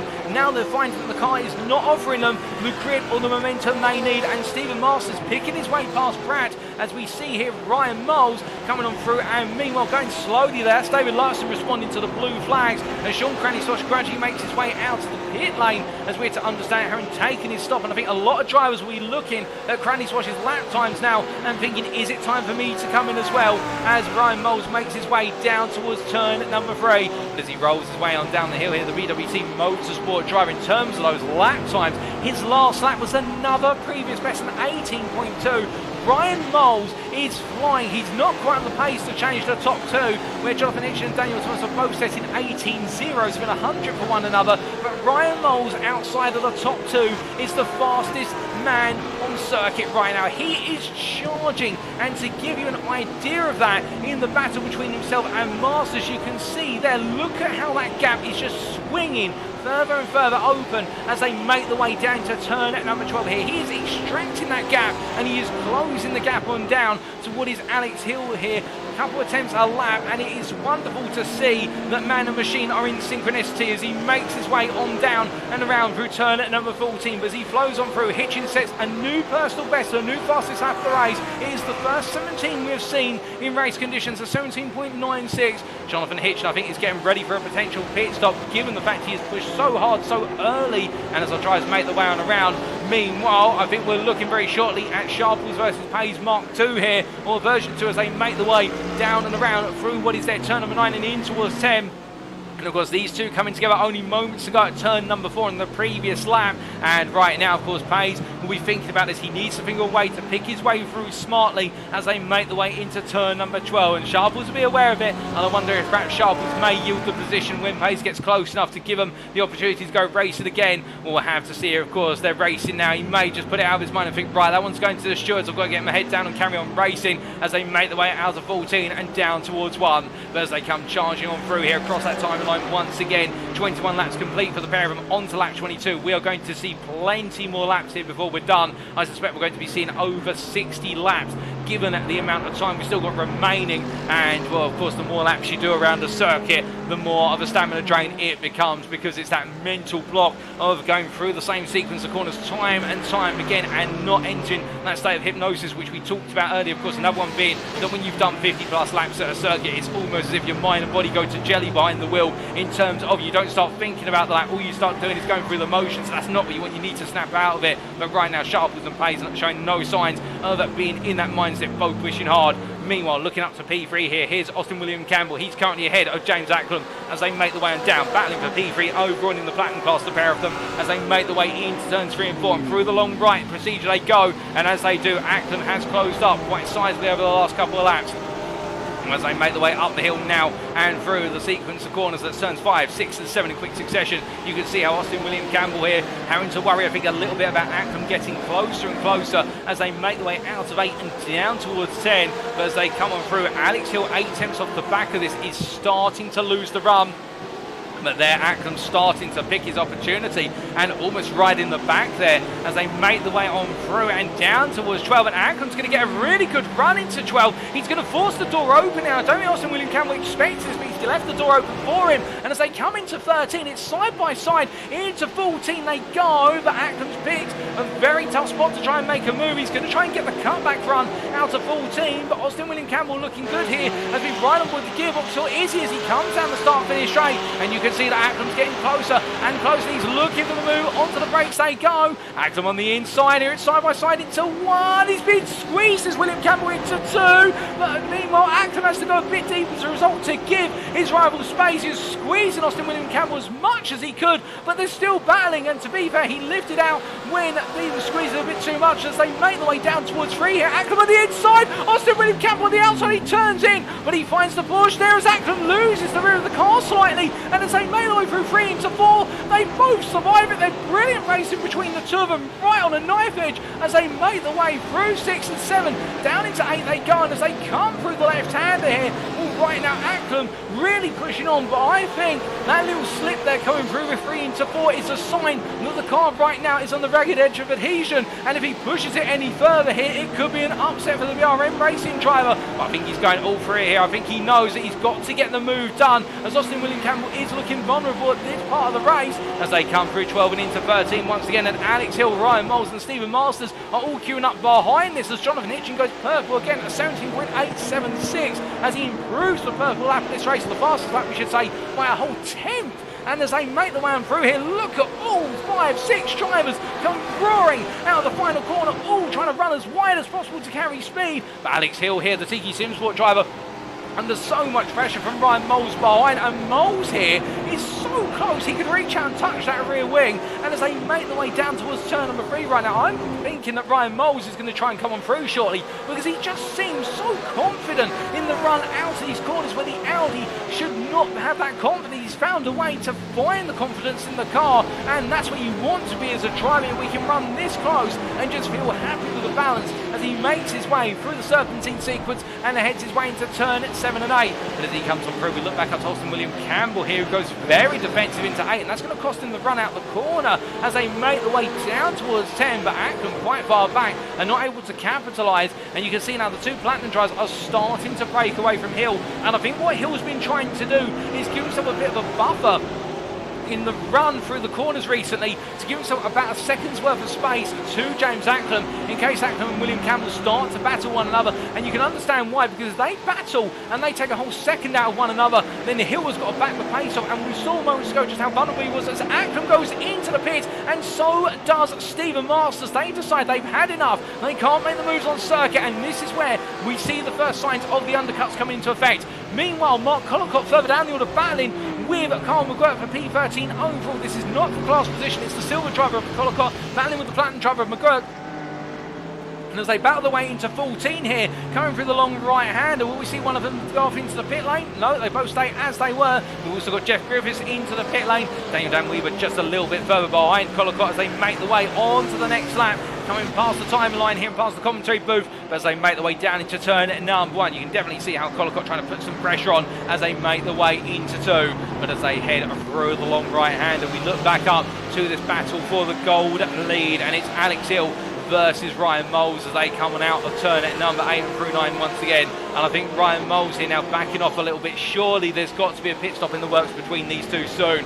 One of them's going to have to give way and the other will have to react unless they both come in at the same time. And as they make the way up through 9 up into 10, of course what Moles may decide to do here is do a little bit of lift and coast behind, where he essentially just lifts off the throttle into the braking zone about 50 metres early, knowing that by running behind Hill on the straights he can gain the time he loses in the draft. And as they make the way through the right hand of 14, is that Pratt into the pits? I do not think it is, no. The camera there was a little bit deceiving as they come through, but meanwhile Sight Anthony is into the pit lane. He has come on in and decided, right, enough's enough, as he gradually makes his way down beyond the pit limit of speed. But as they meanwhile make their way through the pit lane, we look to Nathan Foster here a little bit further back, who's behind Martin Tilling right now. And Nathan Foster having a bit of a quiet race for SimRacing at the moment. Qualifying not going the way perhaps he wanted it to. Not quite there on the pace of the Platinum leaders and chasing after the gold driver Tilling as they make the way onto another lap. And for Nathan Foster, I think he's got to play the long game here. And of course, the deeper our drivers now go into this first stint, the bigger the sign it is that they're potentially on the one stop. And speaking of stops, James Acklam, since coming out the pit lane, look where he's come out. He's come out behind Rob Armstrong, who's yet to pit. And this is the problem for Acklam. And indeed anybody who pits, if you come out behind another driver, you may have to spend a whole lap behind them. But there you can see Armstrong not battling into one, lifting off slightly, and Acklam going up the inside. With Armstrong did not lift off, then Acklam went all in the brakes and went for the move there. 9, it's a critical pass and it's got to be done. And Acklam moves up to P14 overall. He cannot afford to lose any time here if he wants to try and take home that P3 in the Platinum class today versus Austin William Campbell, because the longer he's held up, the more time he loses since that stop, the bigger the pain point will be as he rolls his way out of 4 and up through 5, 6 and 7. But meanwhile, speaking of Austin William Campbell, here he is running in P3 still, and staying out there on circuit as he does another lap, and as he makes his way into 2. Now Alex Hill staying closer, and Hill in fact closing up a little bit. Ryan Moles staying exactly where he's previously been, which is glued to the back of the Tiki Sim Sport machine. And as they make the way down the hill into turn number 3, notice here that Joshua Pratt has started to pace himself to the 2 in front. And what's interesting is, ever since Pratt has backed off, he's no longer suffering from the difficulties of the car that we saw earlier, where the car just did not have that front end grip. Alternatively, the rear tyres just seem to be sliding from excess temperature. But he's closing up here as Hill really struggling through the S-bends this time. And as they make the way down the round, we ride on board the gearbox here of Alex Hill as he tries to keep Ryan Moles at bay by backing Moles into Pratt. And Pratt looking around the outside here as they come through the corner. But Moles defends, and this is what Hill wants. He wants Pratt to get back into the fight, because of course then Moles has to go defensive and Pratt starts to wear more of the tyre life away. And Hill here, if he can't win it through defending, he'll simply get the 2 behind to battle one another as they come on through. And of course the enemy of my enemy is my friend, as they say. And right now as they make the way through, Moles has reacted. He comes into the pits. Moles knows what's coming. He cannot afford to be in this three-way fight. He needs to give himself track space because he's got the pace right now. But Hill's done enough here in order to thwart Moles in being able to make the move on circuit. And now it's qualifying lap time for these guys if they're deciding to go for the 2 stop, because otherwise we could see Moles jump ahead when the stops are done. And as they make the way on through, we do have into the pits Jonathan Hitchen. As I look at my commentary box window, he's coming from the lead of this race to take his first stop just under the 40-minute mark. And meanwhile, Nathan Foster gains another place. Indeed, a number of tries gaining places with Hitchen on in. Martin Tilling comes into the pits as well, and Jonathan Hitchen leaving the pit lane right now.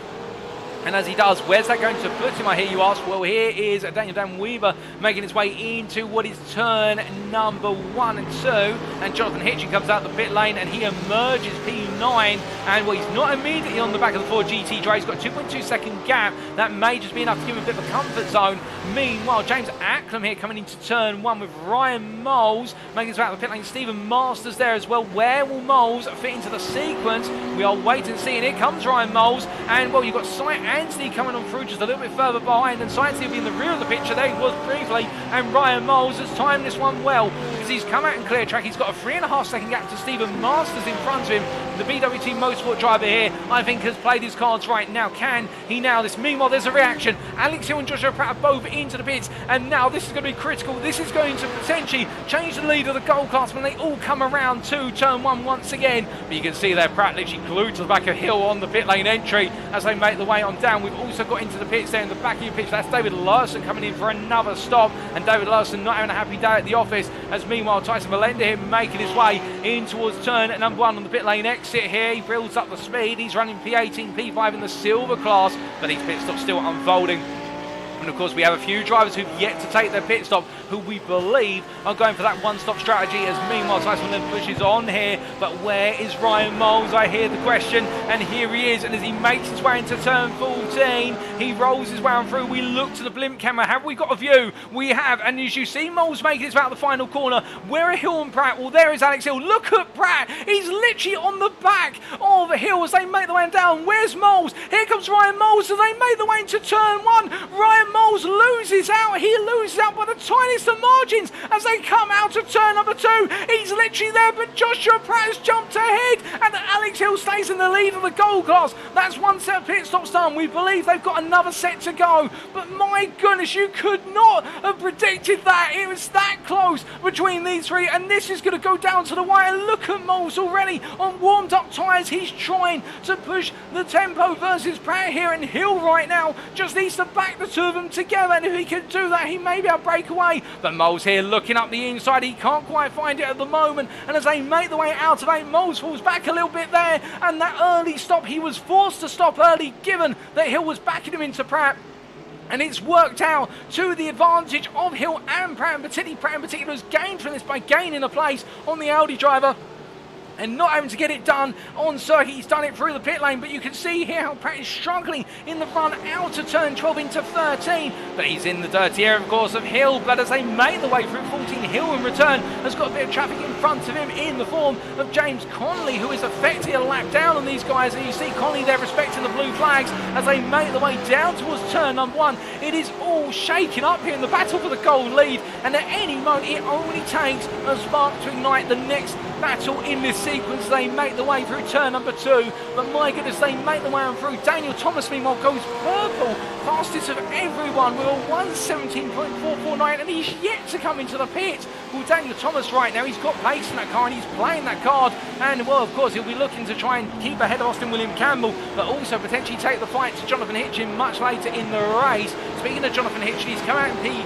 We came out earlier on, he's now in P5, he's got a 2-second gap to Colin McGregor, who's yet to pit. So for Jonathan Hitchen, it's working out a treat so far, as we see here Hill, Pratt and Moles making their way through 9 into 10. But Pratt they're making a little bit of a mistake, falling a bit further back off the hill, and you can see Ryan Moles here so close, and there's a bit of contact, there's a small tap there, nothing major. But Moles, the frustration is building here. He wants Pratt to get a move on, but I don't think Pratt's got enough pace to get that move on, and right now Moles has got to find a way to get on through soon, because Cy Anthony is closed up, and Cy Anthony on that last lap took a whole half second out of Ryan Moles, and Cy Anthony is going to disrupt this battle in the gold class. There's no doubt about it in the next couple of laps. As they make the way down the start finish straight, we've got Colin McGregor in the pit lane, one of our latest pitters so far, and we've still got what is 4 drivers out on the circuit yet to take their stop. They are Daniel Thomas, your race leader, Austin William Campbell. As soon as I say that, Daniel Thomas comes into the pit lane, almost reading the script here, and as they make the way on through, Daniel Thomas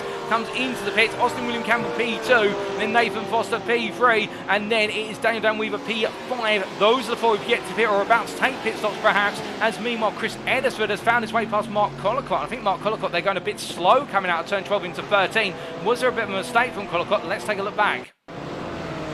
Well, this was only moments ago into Schwab. Collicott goes deep, and as he did, Chris Eddersford there to snap the steering wheel side by side into 13. They went, and Eddersford there playing his cards right and getting the move done. And Collicott going even further deep and actually having to catch the car. And I think just 2 mistakes there adding up for Mark Collicott. As meanwhile, we return to the live pictures, and Austin William Campbell making his way on around. He yet to pit. What about Daniel Thomas? We makes it about the pit lane, but there is Jonathan Hitchen coming on through to take P2 back, and what we believe is the lead of the race for Super Esports White, as he makes his way through turn number 2 here. And Daniel Thomas comes on through out the pit lane here to take P3. So for Daniel Thomas right now, it's looking good to be on the podium, but he has not found a way to close the gap to Hitchen. The gap stands at 3.7 seconds as they make the way into their second stint. But as they come down, Nathan Foster into the pit lane. In fact, Nathan Foster in for his first stop, as I'm to understand. So there was one extra driver who's yet to pit, and my apologies for missing Nathan Foster as they make the way on around. If I did mention him, I'm not 100% sure there, but regardless, Nathan Foster coming into the pit lane,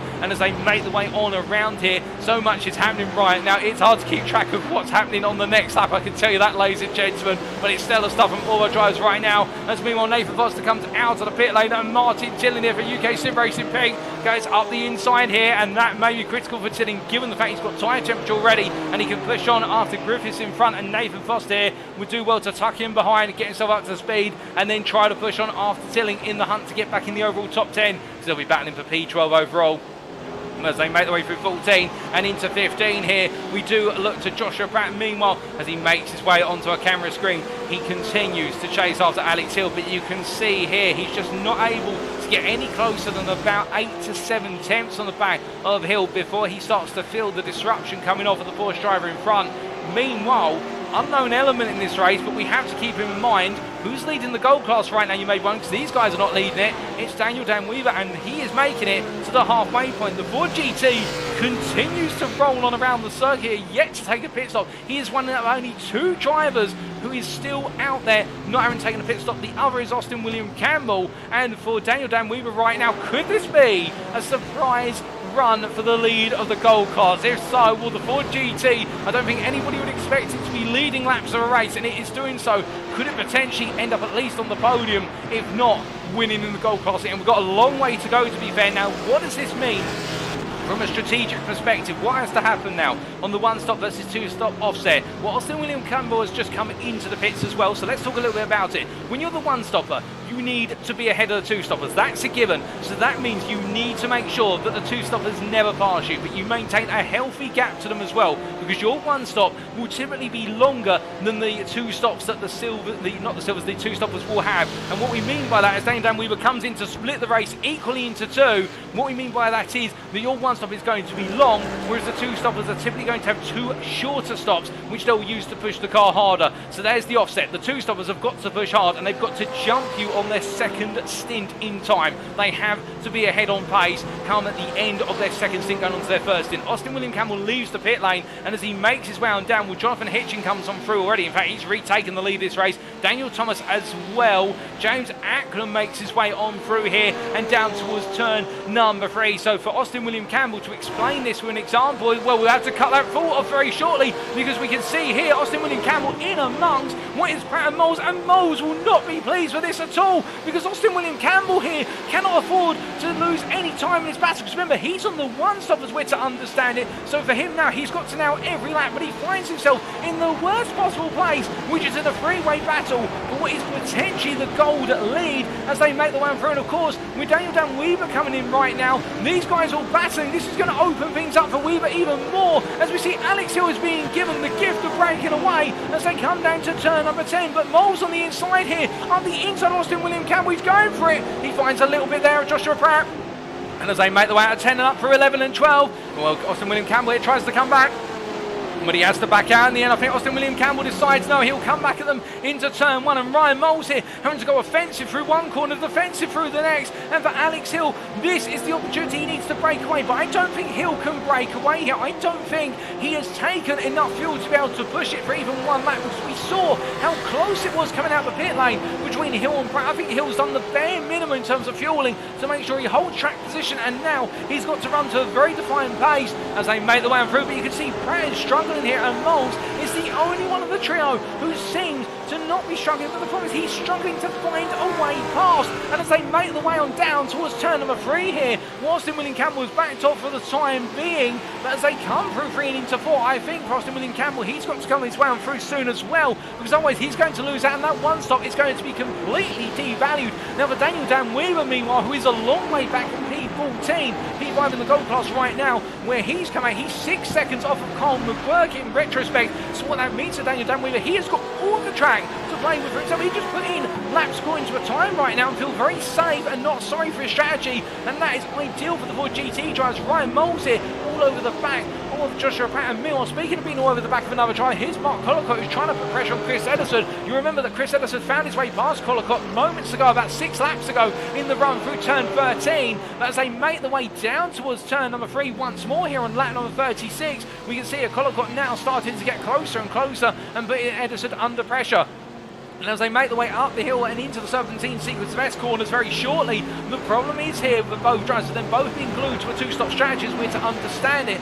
the move has got to happen on circuit, or alternatively, Collicott's got to stay so close and fuel save all the way that he'll get the jump in the pit lane. He'll need, of course, to take about 1 to 2 seconds less time in the pit, assuming all is equal, they both hit their pit boxes perfectly, etc., in order to be able to get the jump in the pit lane as they make the way through turn number 10. But I don't think Collicott wants to do it in the pit lane. I think he wants to get it done now and get it done very soon, because you can see he is literally squirming all over the back of that Porsche Edison, but the problem is he just can't find the final 5% in order to get the job done. But as they make the way through turn number 14 and head on to the next lap, we look back from them to the bronze leader of Darren Sharples here, who after the altercation with Daniel Page earlier on, it seems now to be running swiftly in the lead of the class, with James Connolly ahead of Page. The advantage between Connolly and Page only standing at about what is 4 seconds between the two of them, but Sharples by comparison here in a very comfortable run of pace, holding what is effectively a 37-second advantage, as I'm to understand it, over what is James Connolly. So there has been a bit of an upset with regards to the drivers, and I think that may be, of course, the contact that we saw earlier on between Page and Sharples and the subsequent outcomes of that. But James Connolly running P2 in the bronze class with Page just a little bit further back here in P3 as they make the way on up the hill. But as they come charging on through here, plenty to play for all the drivers as they make the way deeper and deeper into this second half of the race. But as we can see that James Connolly lifting off to let one of the lead lap drivers, Nathan Foster, on through, respecting those blue flags once again. We look up to Joshua Pratt here, who right now is losing ground and time to Alex Hill in the hunt for what is potentially the gold win here today. Of course, 4 drivers could potentially win it. It's Alex Hill, Joshua Pratt and Ryan Moles on the 2 stop, and then Daniel Dan Weaver, who is on the 1 stop, who is continuing to put in the times. And in terms of those lap times right now, again, to give you the relative perspective here, the 2 stoppers right now of Hill, Pratt and Moles are lapping in what is the high 18s through to the low 19s. Meanwhile, Daniel Dan Weaver is lapping in the high 19s, and that is because he has to run to a very defined pace. As we see, Pratt goes a little bit deep again, and Moles gets close, and we ride on board here with the Audi R8 drivers. They make the way into turn number 12. And making the way on through the corner and up towards 13. I think for the BWT Motorsport driver here, he's got to make an executive decision soon in terms of what's the play here. Does he go for a very early second stop and try to cut his way on through? Because you can just see for the BWT Motorsport drivers, he goes a bit wide there, and I think with the number of times drivers have run wide, they'll now start to become very conscious of not picking up any more off tracks, because that could lead to drive-through penalties late on in the race.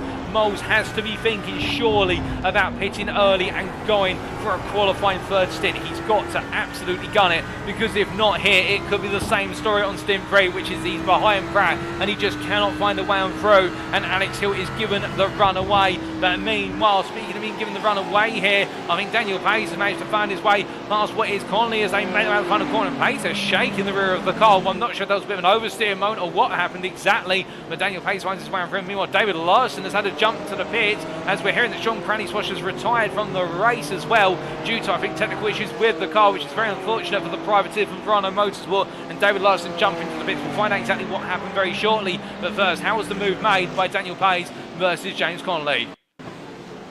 Well, this was only moments ago, and as they came through 14, Connolly went very deep in back and Page, getting on to the power, and as he came out to the corner, well, they're doing a little bit of a shake from side to side. I think they're just a little bit happy behind the steering wheel, picking up a place, and now going after Sharples, who has a sizable advantage over the pair of them. That stands, we return to the live pictures, it stands at advantage at the moment of 43 seconds. Well, my goodness, how that gap has opened up over time. That goes to show the difference, but at the same time as well, how events over the course of this race have really opened up the bronze class. But meanwhile, we look from them up to Joshua Pratt, who continues to be harassed by Moles, and as he makes his way out of 2, he goes a little bit wide, and Moles is the closest he's ever going to be in the run to 3. Now surely Moles is thinking about it, but no, he does not. He's not close enough to go for it into 3 and 4, and as they come out of the dip and into the rise, Joshua Pratt right now really doing everything he possibly can to keep this position. And to be fair, Hill is only 1.5 seconds up the road. Alex Hill is not breaking away anymore,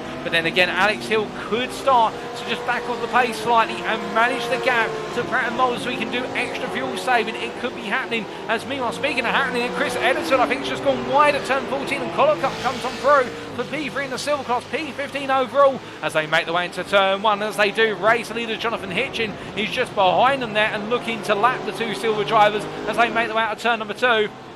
But Hitchen goes very wide. They're coming out of turn 2, and that's going to add to his off-track contribution as he makes his way down towards turn number 3 here. And well, Hitchen not happy in running the dirty air, the distant dirty air of the two silver drivers as he makes his way into 3 and 4. And Daniel Thomas, meanwhile, only 2.7 seconds behind. And Daniel Thomas right now really starting to push the lap times. He took 2 attempts out of Hitchen on that previous lap, and I think the BWT Motorsport driver here may be starting to find a way into the potential lead of this race, as meanwhile we look from them to Ryan Moles here, who again coming down towards turn 3. Only moments ago he was this close. He's even closer within 1.5 attempts, but it's just not enough. He needs to even attempt there to go for it to turn 3. But as they come on through here, my goodness, what does it take for Moles to be able to find his way past Joshua Pratt? And credit to Joshua Pratt, to be fair, to be hold on as he goes very deep into turn 8. He just brings it back to apex, but you can see that Pratt right now is being given no respite. He is literally being pushed to the very limit and beyond here, and this is what defines a championship, when you're in these moments where it is do or die, where the driver behind you will not stop harassing you, but you've got to keep them behind because every point matters. Meanwhile, Alex Hill has the opposite task of just gradually breaking away to give himself every opportunity in the championship fight, so he could go either way as they make the way through turn 14. And as they come on out here, Pratt goes a little bit wide on corner exit, but just keeps it in track limits. Moles there, so close now, he's within a tenth as they cross the tie line. Moles looks the inside, he's on the right of your picture. On the inside he looks, but he can't find on the base, but Pratt goes deep, and Moles now will have surely the slingshot of a lifetime as they make their way out of turn 2, and look at it, Moles is so close, they come out 2, down towards 3, and Pratt comes off immediately. He knows Moles is going for the move, whatever happens, and as they make their way down towards turn 3, Pratt on the inside line, he's got to be careful to hook it up, he's got to make Moles go around the outside. Moles goes deep, he looks for the cutback in return, he can't quite find it at the moment, he's still in 2 attempts, and as they make the way on up the hill, we ride on board the gearbox here of Joshua Pratt, as they make the way through 78, and Moles looks up the inside, there's a little bit of contact as they come on down, and as they make the way out of 8 and in towards 10, you can see Moles falls back again. Pratt just finds a way to survive. My goodness, they're literally right now pushing it to the limit, and keep in mind, we're not into the final stint. We've still got 35 minutes plus the final lap to go, and Pratt and Moles right now are racing as if this is for the championship, and it could very well be. Excuse me, in the case of Joshua Pratt, this could be the race that defines whether he's gold champion at the end of the season. As they make the way through turn 14 and down towards 1 once again, Moles is still there. He's right on the hills of Pratt as they head down towards 1. He was this close last time around. He's close again, but this time Moles backs out. He calms it down just for a corner, but I don't think it's going to be calm for long as they come out of turn 2 and Moles gets the better run, and Pratt is struggling right now. He just does not have the grip. He does not have the ability to deploy the power that he wants, and Moles is looking at this, and you can see he's just not able to find it this time. But Pratt right now is literally having to throw everything at this. He's having to throw the Booker defense and everything on top of it as they make the way through 6 and into 7 in order to be able to hold on. And Moles right now, I do apologise if you're looking for other drivers on the screen, I tell you this is one of the closest battles we have seen this season. That's not to besmirch the remainder of the race, or indeed the race we've had so far, but to see these two going toe and toe, it's Barcelona Catalunya all over again in the gold class. Well, it was Pratt versus Tilling there, it's Moles versus Pratt this time, and as they make their way into 12, no change, they come out to the left hand, but Moles is so close, and as we ride on board with the Audi R8 driver here, he has to be so careful. You can see Pratt is having to literally park the car on the run through 14 to try and take the edge off of Moles' pace. But as they make the way down towards turn number 1, Moles is very close here, and he's going to be the closest he's been again. But no way through, he has to wait, but Pratt goes very deep, and Moles here is forced to cut back early through 2, but you can see there Pratt parks it on apex, and this time Moles is not able to get the run he wants. If only he could have just gone in a little bit sooner on the power, he would have been right alongside in the run towards 3, but that's what he needs. They come down the hill into the braking zone, as they do here of course. Now Moles right there, right ready to pounce, but not able to find the space. They come up the hill into turns 5 into turn 6. No way through, no side-by-side here, not into 7 either, but now into 8. This is where it's all about balancing the car. And you can see Moles there, the car starting to overturn,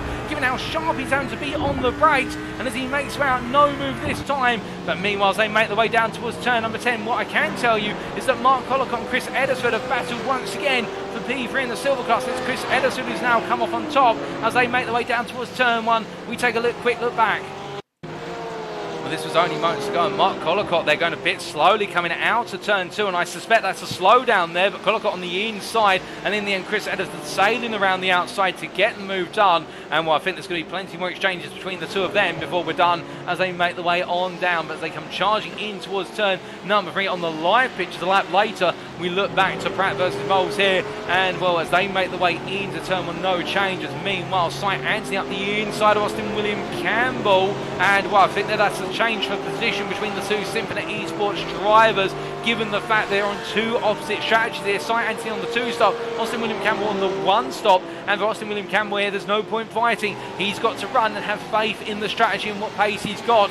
Meanwhile, Martin Tilling into the pit lane from what was at the time P11. Nathan Foster goes on through, and Tilling calls the first set of second round stops. They make the way on through as he heads into the pit lane here, and I think he's going to start to trigger the domino effect of pit stops very shortly.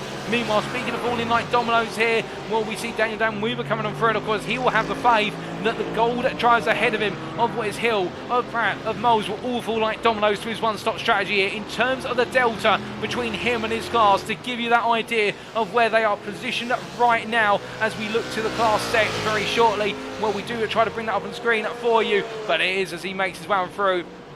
And we can't quite bring it up at the moment, ladies and gentlemen. Unfortunately, apologies there, technical limitations. But Daniel Dan Weaver right now doing everything he can in order just to manage his pace all the way through. But meanwhile, we look back to the battle between Pratt and Moles. They make the way down towards turn number 1. And as they do, Pratt defends here, and Moles on the outside. And Pratt has to go defensive on the inside. But Moles there on the inside into 2. And Pratt going defensive into 1 there. Open the door up for Moles. And Moles said, right, we'll go in for them. I'm going to go all the way around the outside of 1 and get it done into 2. And Ryan Moles, after 15 laps of sheer harassment and barrage of battling action, finds his way past Joshua Pratt for the first time today as they make the way uphill around the Rudskogen Motorsenter circuit once more. But Ryan Moles there, it has taken so much. Has it taken everything out of the car? That's the question that he'll now be asking. That's the question that Hill will be asking, that Pratt will be asking. And of course, Daniel Dan Weaver, if he's aware of what's happening, if he's being fed the information by his colleagues at DCW Racing, well, they may just be saying right now that Moles and Pratt have settled their differences. But the problem for Moles is now he's got to try and break away. As we see Darren Sharples goes deep, he stays wide there in order to let the two drivers through, respecting the blue flags. And Sharples showing great awareness as they make the way out to 14 now and on to another lap very shortly. As they make the way through, you could see already, look at Moles, he is breaking that gap open as they make the way across the timeline. Hill meanwhile just puts in his personal best of the race at 18.234. Hill is reacting, he knows now he can't take it as a comfort zone anymore. Moles is coming, do look busy as he makes his way down towards turn number 3, and that's exactly what he's going to do. He will now be putting in a possible fastest laps for himself all the way to his next stop, because otherwise Moles will be right there when he comes into the pits. And that's the thing now, a gap of 3.5 seconds has opened up between Hill and Moles. Moles will do everything in his power, there's no doubt about it, to bring that gap crashing down as they make the way around the circuit and onwards towards what is the end of lap number 47 under race conditions. But as they come on through, we've had a change of pace between Austin William Campbell and Sight Anthony as they make the way on through turns 7 and 8. And the two Symphony Esports drivers here, of course, Austin William Campbell being represented as a privateer for Symphony Esports, not part of the official team in terms of the team's championship in this series. But as he makes his way down to turn number 10, looking strong right now on this one stop with Sight Anthony behind. And meanwhile, a little bit further back here, Jeff Griffiths going a bit silent in this race, P2 in the silver class, enjoying a very strong performance as the privateer, P10 overall. And in the number 16 Porsche here, whilst it's a lonely race for him, putting in some very solid laps, and whilst he's not on the pace of Stephen Masters, enjoying a very good performance. He's not going to be called Chris Edersford or Mark Collicott at this rate, given the pace he's showing. As Sight Anthony comes into the pit lane as I look out my commentary box window for what is his second stop. But meanwhile, speaking of Chris Ederson and Mark Collicott, here they are, as we see Collicott in particular in the DCW Racing BMW M4 here, trying to stay as close as possible to Ederson as they make the way up towards turn 7. In fact, getting a really good run out of 6 there, a very strong run in the BMW M4.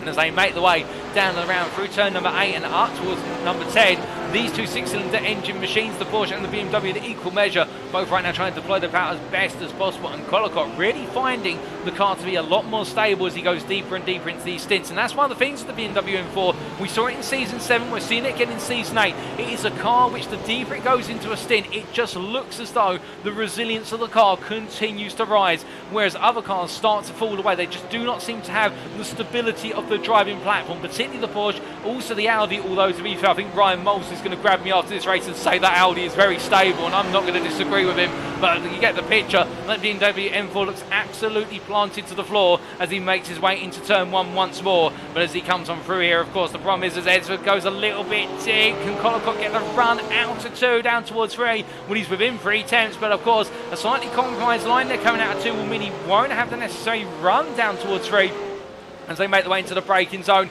But the DCW Racing driver right now staying close, staying strong as they make the way into turn number 4. And as they come on through the right-hander, right now Collicott doing everything he can to stay close as they roll the way through 5, 6 and up towards 7 and 8. As they come through the left-hand here and down into the braking zone, the DCW Racing driver looking strong, but we have seen the third place in the silver class switch back and forth between these two, and I think one of them's got to break the deadlock here through strategy, not just for overtaking on the circuit. And I think Collicott here getting very close, and Ederson not comfortable at this point as they make the way into the 65th minute, and it's almost complete.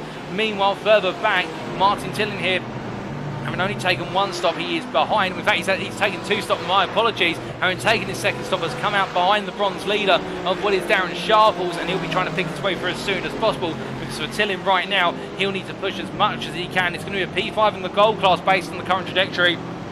And this is really going to help his Gold Championship aspirations, given he is currently going into this round P3 in the Gold Championship, and he's starting to lose ground on Pratt & Hill in the overall positioning. But as they make the way on through here, I think for Tilling right now, he's just got to try and cut his way on through it and see what happens in the remainder of the race. He can't be thinking about the championship points. He's got to think about that at the end of the race and not here on the circuit right now, because the concentration levels have to be at the maximum. And of course, he'll know that, and speaking of the driver, he'll know that as well. We look to the race leader here, Jonathan Hitchen, who as he makes his way through 8, 9 and down towards 10 here, the Symphony Esports white driver has looked absolutely bulletproof on this 2nd stint so far. Although I say that Daniel Thomas was closing earlier on, but over the last couple of laps he has started to fall away to a degree, has Thomas, as he makes his way on through and up towards what is turn number 13 for Hitchen, as he makes his way in to the left-right sequence. And as he comes through 14 here, will he bring it on in? Will he not? No, he stays on out there and rolls his way on around. But as he heads down towards what is turn number 1, we do see Daniel Thomas just a little further back in the picture here, putting in the lap times as well and trying to stay as close as possible. But the time delta between the two of them right now, in that last lap, it was 1/10 gained by Jonathan Hitchen over Daniel Thomas. It does seem to be going the way of Hitchen here as they make the way deeper into this stint. But Thomas is trying to keep his foot in the door and trying to keep that hunt for the win alive.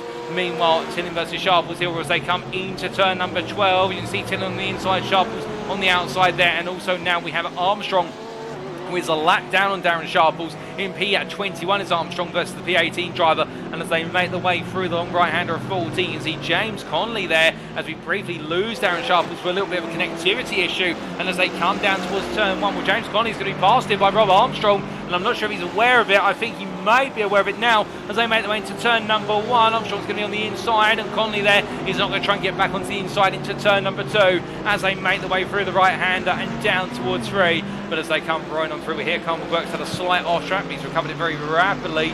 Meanwhile, oh goodness me, in fact he's not recovered it very rapidly. In fact, something's gone very, very wrong for Carl McGuirk there as Cy Anthony comes on through. What exactly happened?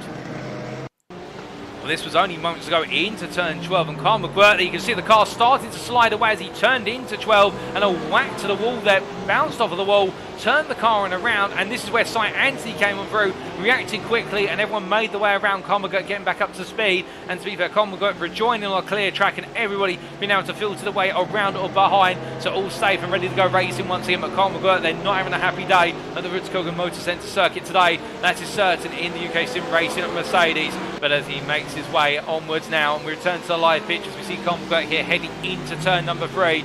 Running P12 still, to be fair, happily running in P12. What's P7 in the Platinum class, where he is our lowest placed Platinum class driver at the moment, because Cy Anthony getting ahead of him. But keep in mind, Cy Anthony has made his second stop, so he does have a one-stop advantage over Carl McGuirt, because we believe that Carl McGuirt is on the 2-stop.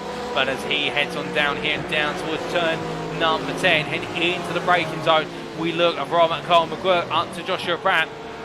And Pratt, ever since being passed by Moles, has now dropped to 6 seconds off of Ryan Moles, and I think that says it all in terms of how hard Joshua Pratt had to fight to keep Ryan Moles behind. But meanwhile, in that battle between Moles and Hill, well, here is Ryan Moles, and Alex Hill is only 2.4 seconds up the road, who we can see here as he makes his way down towards turn number 10. And that shows you how close these two are as they make the way on through and up towards what is turn number 12 once more, rolling into the braking zone. It is so close between them, and in fact, as we bring up the sector times there, look at the difference on this lap as they go through subsector 3. Moles right now is ripping the time out of Alex Hill. He is pushing so hard, Moles, because he has got so much pace, and he feels, I think, that he can take the win here today. And as we see there, Hill coming across the line, and in that one lap, we've just seen Moles take a whole 4 attempts out of Hill in a single lap.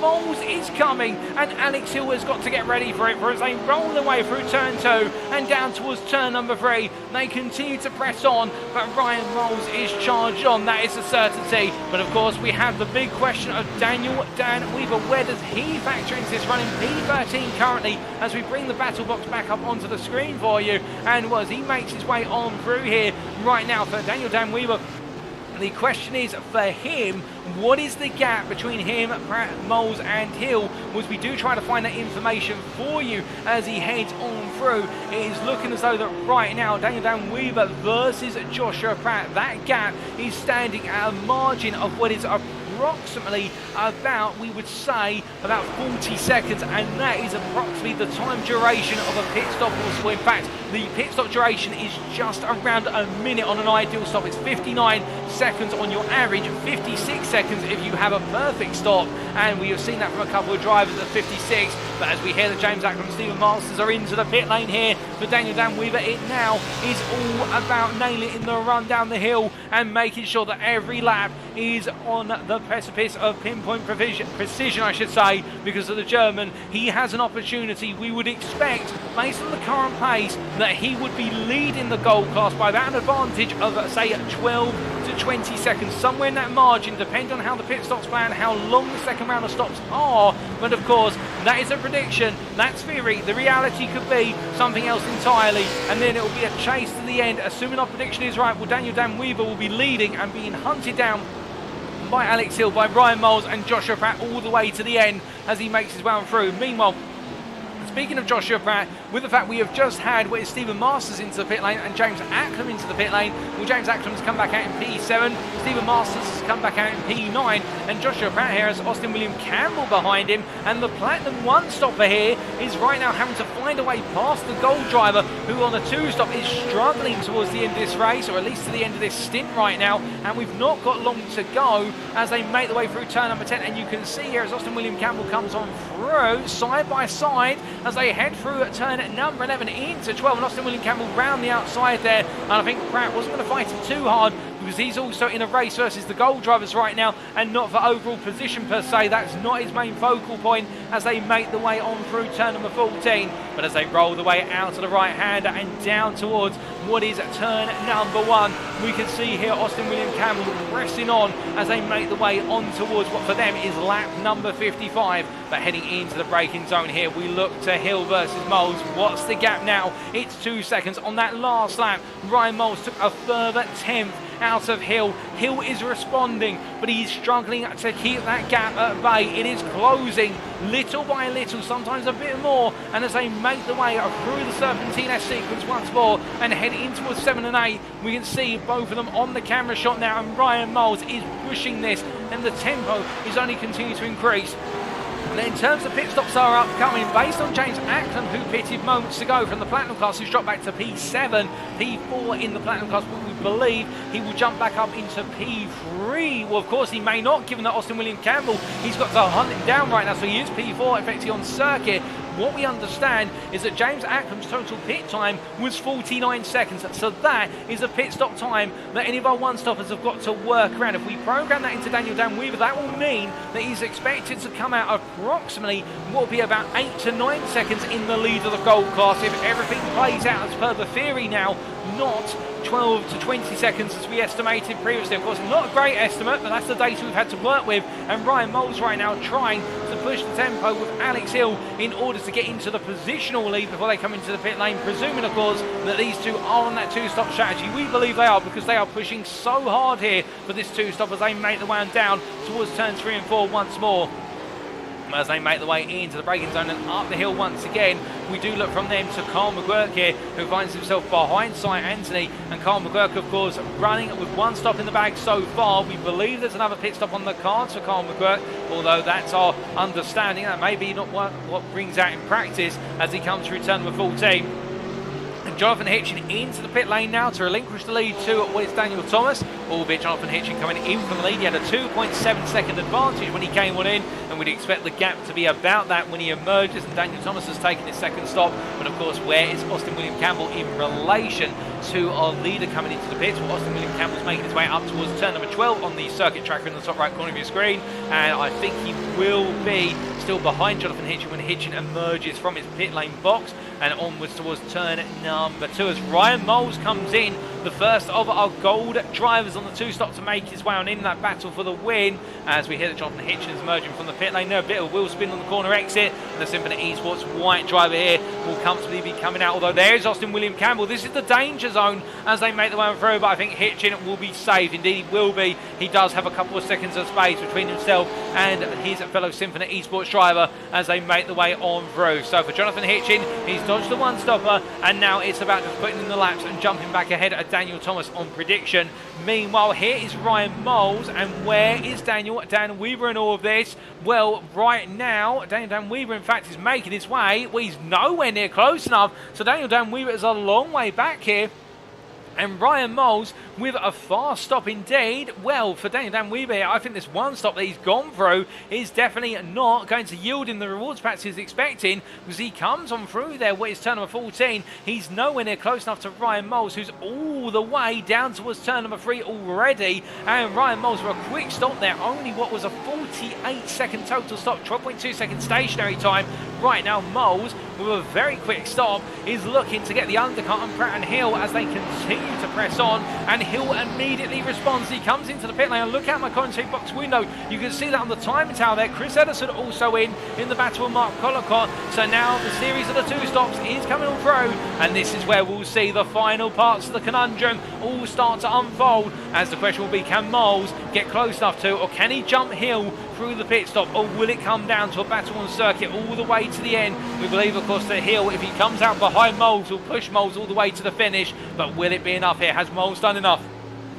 Well, of course, the gap was just over 2 seconds when Moles came to the pit lane, and Hill leaving the pits already. But where is Ryan Moles as we see Hill making his way on down?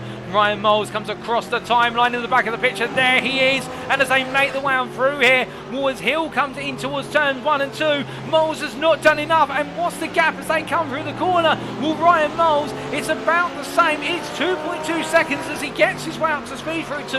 Hill's already up to speed in the run down towards 3. 2.3 seconds, in fact, is the delta as they come on down. And Ryan Moles now knows he's got to do it on circuit.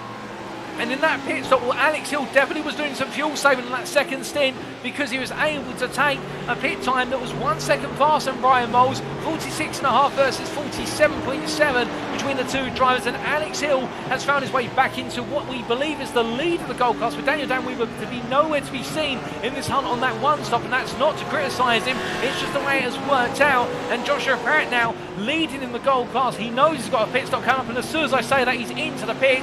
And indeed, here comes Joshua Pratt making his way beyond the pit entry line there onto the limiter, and for him this is going to be the most painful pit stop, knowing that both Hill and Moles will be coming through. Of course, we believe that's the case given how Pratt's pace dropped away on that second stint, but again, could he potentially find a way to a fuel save? Perhaps he was doing a lot of fuel saving, and will we instead see that Hill and Moles are there? Well, there is Alex Hill, and there comes Ryan Moles as well, and that's all the proof you need to see that Hill and Moles now are in the contention for the gold win here today. And who out of the two of them will be on that top step of the podium? Alex Hill holds track position, but Ryan Moles, we believe, if he's up to speed, may just have the lap advantage deeper and deeper into the stint. They've only got 22 minutes to go, there's not long left, and Ryan Moles has got to push it hard now, because otherwise if Hill is able to get into a rhythm and stabilise that gap for a couple of laps, it may just be the difference as they make the way through turns 3 and 4 once again. Meanwhile, at the top of the field, Daniel Thomas leads this race, having taken one stop so far. We believe he's got another pit stop to go, and as Joshua Pratt is about to finish his pit stop, I believe, in the pit lane very shortly. He's still being serviced, in fact. I think Pratt has got a very long stop as they're still working on the car, and it's been a 55-second stationary time so far. So Pratt, I think, is changing tyres. I think the tyres are gone on that Porsche, which may mean that, in fact, Daniel Dan Weaver's going to jump all the way up into P3 as a result. So it's working out for the Ford GT driver, and Tilling's jumping up as well. This is a huge change in the Gold Championship as we focus on Daniel Thomas here, and Pratt's finally leaving the pit lane. He's going to come out last of the Gold drivers in P5, and Tilling moves up to an unexpected P4, I think, from him, given how far down the order he is. But Joshua Pratt right now with a very long stop, and I think they've had to change the tyres on that Porsche. I do not think he's had any rubber left to go, and that's why he's been struggling so much on the second stint. But meanwhile, Daniel Thomas, who leads as he makes his way across the timeline, and let's give you a recap of the field. Excuse me, as it currently stands, with only 20 minutes left to go here in round 10 of the GT3 League Season 8 as hosted by UKSimRacing. Well, you can see here Daniel Thomas leading the way overall and in the Platinum class, but we understand he has got one more pit stop to go, and he's due for that pit stop within the next 2 to 3 laps.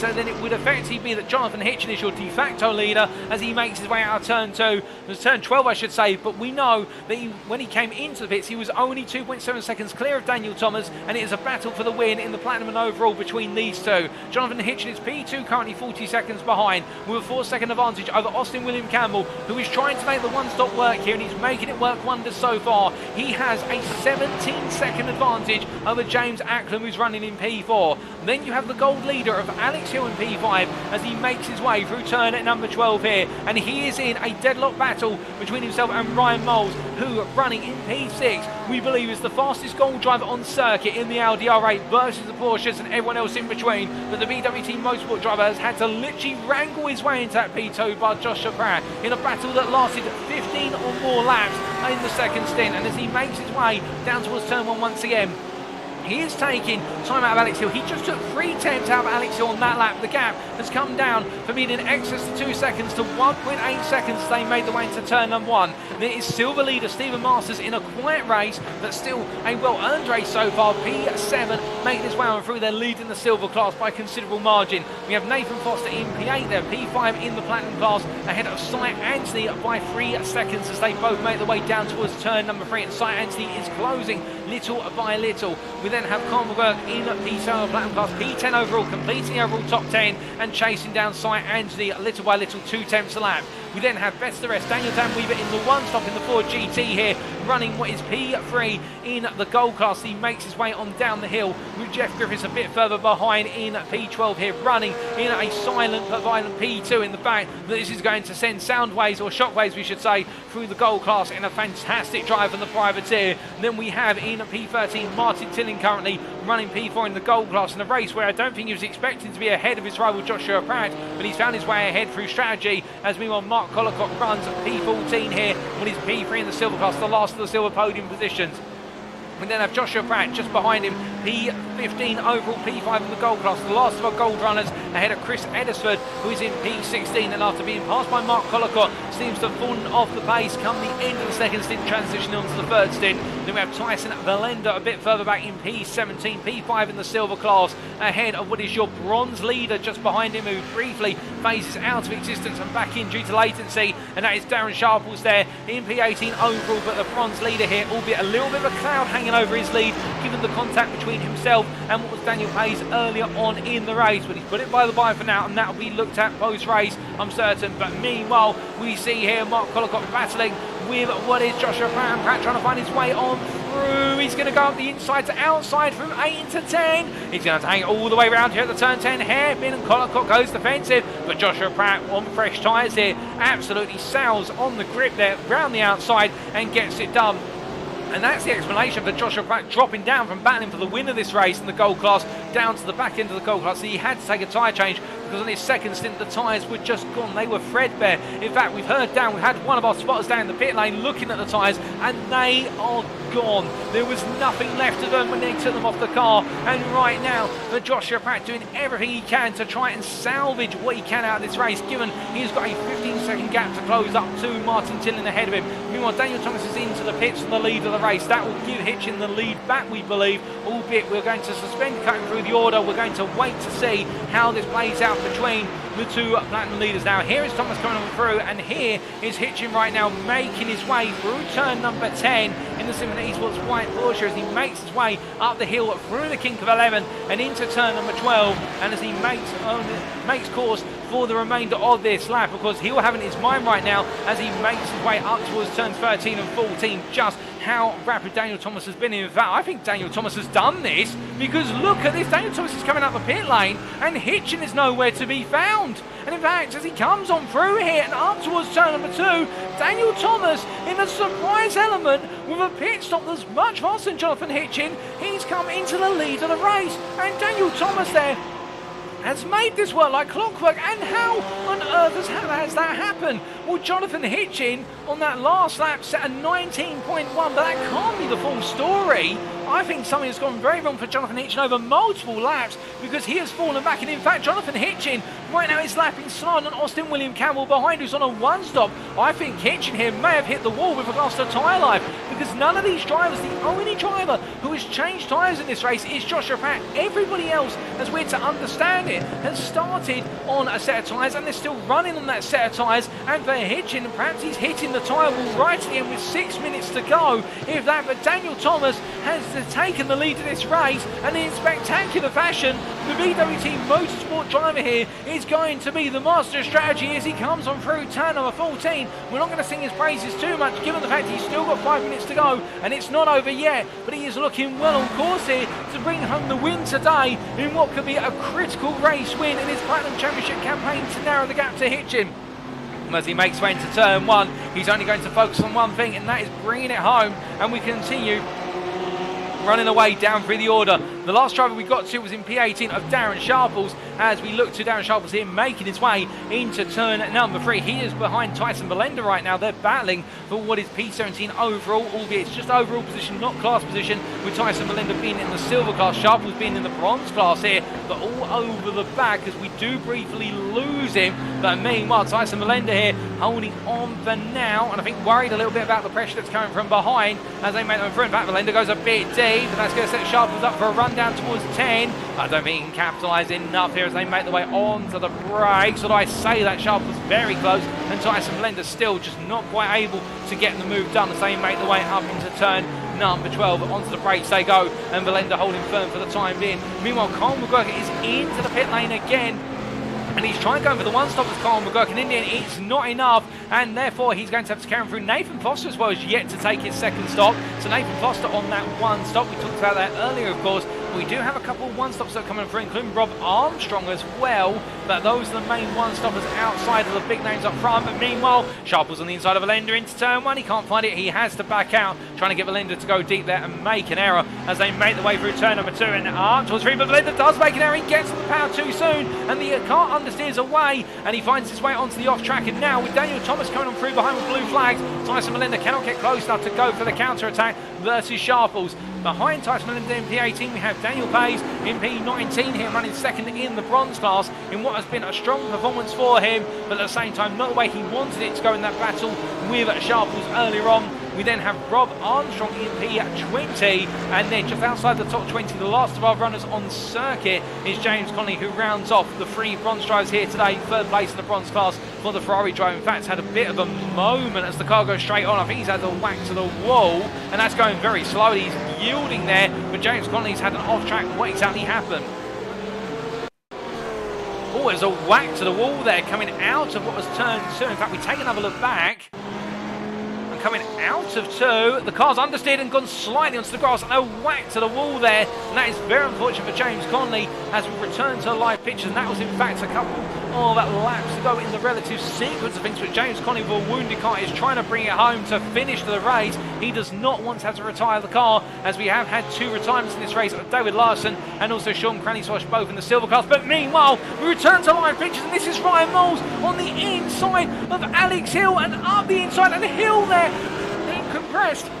Excuse me as I almost lose my voice, being compressed there versus Mark Collicott into turn 10, and Ryan Moles sizing that up absolutely perfectly, and Hill losing out, and that has come out of nowhere. The gap has come down very rapidly indeed. I think that Alex Hill may have lost a lot of time being stuck behind Collicott for a sizable period as they make their way across the timeline here, and that last lap from Alex Hill, a 21.4. He's lost 2 seconds on lap, and I think that explains it. He was caught up behind Collicott, and in the end Hill has just lost out as Moles has capitalised as they make the way on through, and Ryan Moles, for the first time this race, finds himself leading with only 1.5 minutes to go in the gold class as Cy Anthony's into the pits once he hasn't got enough fuel to get to the end. We believe, and Cy Anthony comes on into yield P9.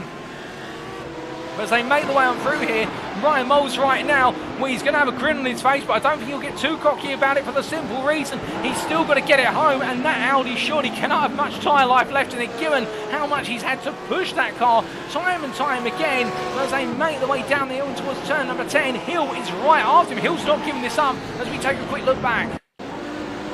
Well, as they made their way out of turn number 8, you can see there, in fact, it was a moment for Alex Hill coming out of the corner, and it went wrong, and as they made their way into turn number 8, in the end, Ryan Moles got the inside, with Hill being out of position coming out of turns 8 and into 9, and then Hill found himself in the worst possible position, which was boxed in behind Collicott, who was a lap down and yielding the space on the blue flags. And as we return to live pictures now, we look from Ryan Moles onto Daniel Thomas here, who right now making his way into what is turn number 10, is on the final lap as he heads on around. This will be the 68th and final lap turned by our race leader, and between him and Jonathan Hitchen is 13 seconds that I don't think is going to go anywhere down. It's only going to come through, and Daniel Thomas here, well, he had a difficult start to race. He dropped to P3, but he committed to the strategy, and as he comes through the final corner, he is going to take the overall win and the platinum win at Rudskogen Motorsenter. Your winner is Daniel Thomas from BWT Motorsport, the number 60 driver from Wales, putting off a strategic masterclass to bring it on home. It will then be Darren Sharpers who comes on through 2 laps down to take the bronze win in P17, ahead of Jonathan Hitchen in P2 overall, and in platinum ahead of Austin William Campbell on the 1 stop to get onto the podium. James Acklam will come through a little bit later in order to take what is P4 overall, but as more and more drivers are coming on through, we are keeping a track who is coming through next. It will be James Acklam in the order of proceedings as he makes his way to the timeline here, who makes his way on across. It will then be behind Joshua Pratt, who is a lap down, who'll come on home P14. But here is Ryan Moles, ladies and gentlemen. He's done it as he crosses the line, only 3 tenths clear of Alex Hill. He takes the win in the gold class for the first time this season. Does Ryan Moles from BWT Motorsport. The Briton will be knackered from that. And meanwhile, Stephen Masters comes on through the final corner with a little bit of a love tap there from Nathan Foster behind. And Stephen Masters is your silver winner,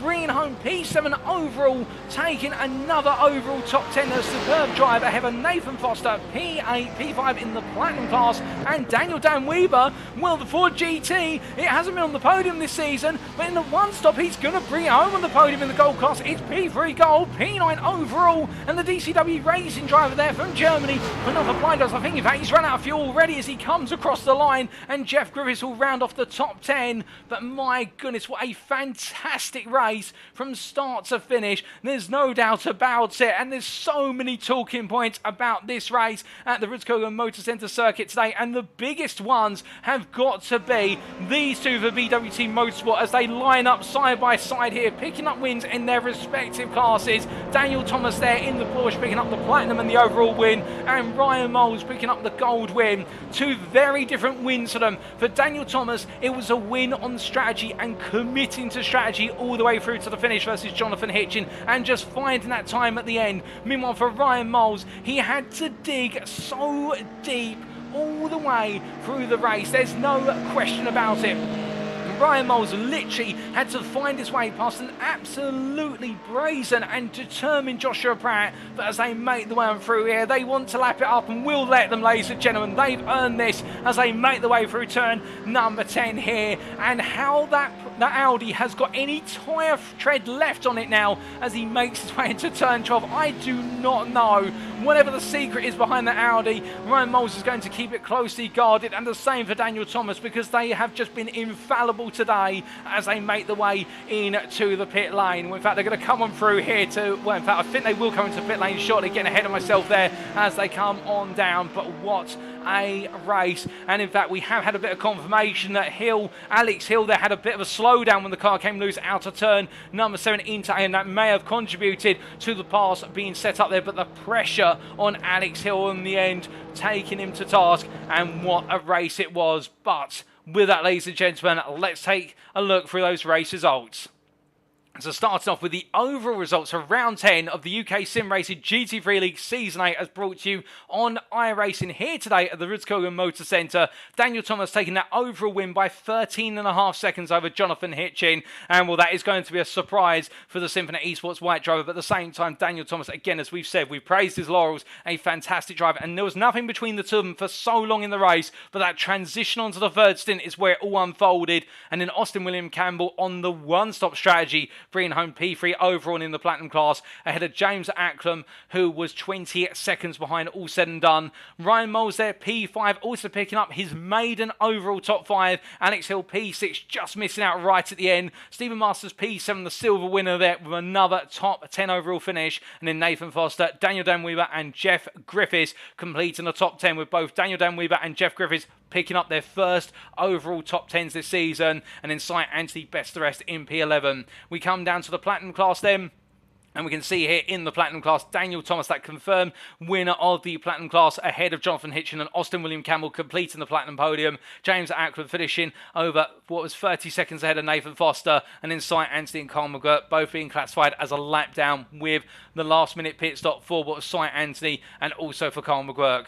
Then we come onto the gold class, and we can see here the confirmation, subject to Stewart's decisions, of course, but I don't think there's going to be any. Ryan Moles picking up that win by such a slender margin of 3 attempts when it was all said and done. Alex Hill in P2, Daniel Danweaver in P3, then Martin Tilling and Joshua Pratt there rounding off the gold class, and not the right day for either Tilling or Pratt, but for Martin Tilling being able to pick up a position off of Joshua Pratt will give him a little bit of confidence. But Alex Hill right now seems to be the man on a mission in the gold class to seal the championship crown.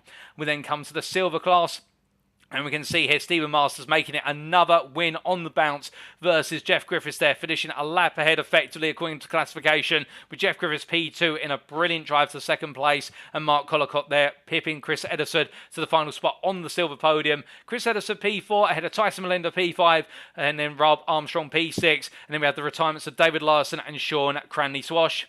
And as we come to the bronze class here, we can see that in the bronze classification, Darren Sharples taking the win by 38 seconds over Daniel Pays. Of course, there is a bit of a cloud hanging over the two of them, given the contact we saw at turns 3 and 4 early on in the race, which saw Darren Sharples and Pays come together, both of them park up on the circuit, but Pays had to turn the car around. Sharples was able to continue racing considerably, and in the end, that led to quite an advantage opening up, and well, it did not go the way that Pays wanted it to, and James Conley there finishing 2 laps down, given the damage he picked up towards the end of the race with the whack to the wall coming out of turn number 2. But those are the results, ladies and gentlemen, for today, subject to Stewart's inquiries. And now we get ready for our post-round interviews. Don't go anywhere, they're coming up in the next 5 to 10 minutes, and my goodness, hopefully we get to hear from Ryan Moles or Alex Hill, because what a race. But even if we don't, I'm sure many drivers will have a brilliant story to tell.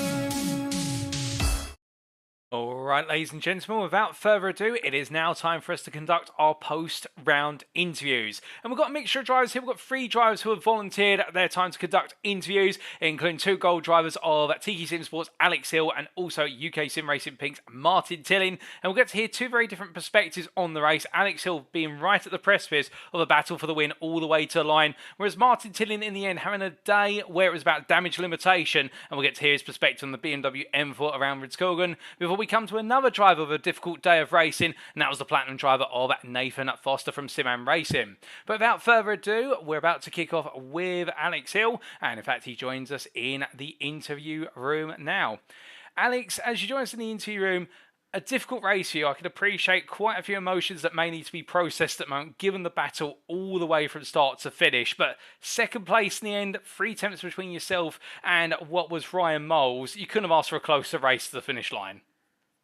I could have asked for not a close race to the finish line. Unfortunately, I got to slow down. I think it's probably pretty obvious. And Ryan managed to stick it up the inside before I managed to serve it. But, second place isn't a bad result. Got the point for pole. I think I got the point for fastest lap as well. So it's, not a bad result. It is a exhausting track for an endurance race. So I'm just happy it's over, I'll be honest. Oh, indeed. Well, I can confirm you to give you a little bit of a smile on your face that you did pick up the fastest lap in the gold class. So that point will be going your way alongside the pole position lap. And speaking of that pole position, just take us through it. It looked a really good lap out there on circuit. Put yourself on the second row as well, which track position being so key here. It was a good starting position. Were you happy with your qualifying lap? I felt I had another couple of attempts in me, actually. I think I could have gone faster, and it would have been nice to be ahead of Austin at the start. But I did what I needed to do to be the front of gold. I do actually think I could have gone faster there. My optimal was a couple of attempts better, so I think I could have had more. I shouldn't be complaining when I've got first, but I knew I could do better. So always looking to improve. Oh, most definitely understandable. There's always the perfect lap out there. You've got to chase it. But translating from qualifying to the race, interesting start to the race. We saw a number of drivers have quite a slow start off the line, and particularly on the front row, we saw Daniel Thomas have a difficult start. Just take us through from your perspective, because you seem to just be able to position yourself in the right place to capitalise on what seems to be quite the concertina effect into turns 1 and 2. Well, yeah, into the start, I wanted to make sure no one got past. I wasn't too concerned about all the platinum guys ahead of me.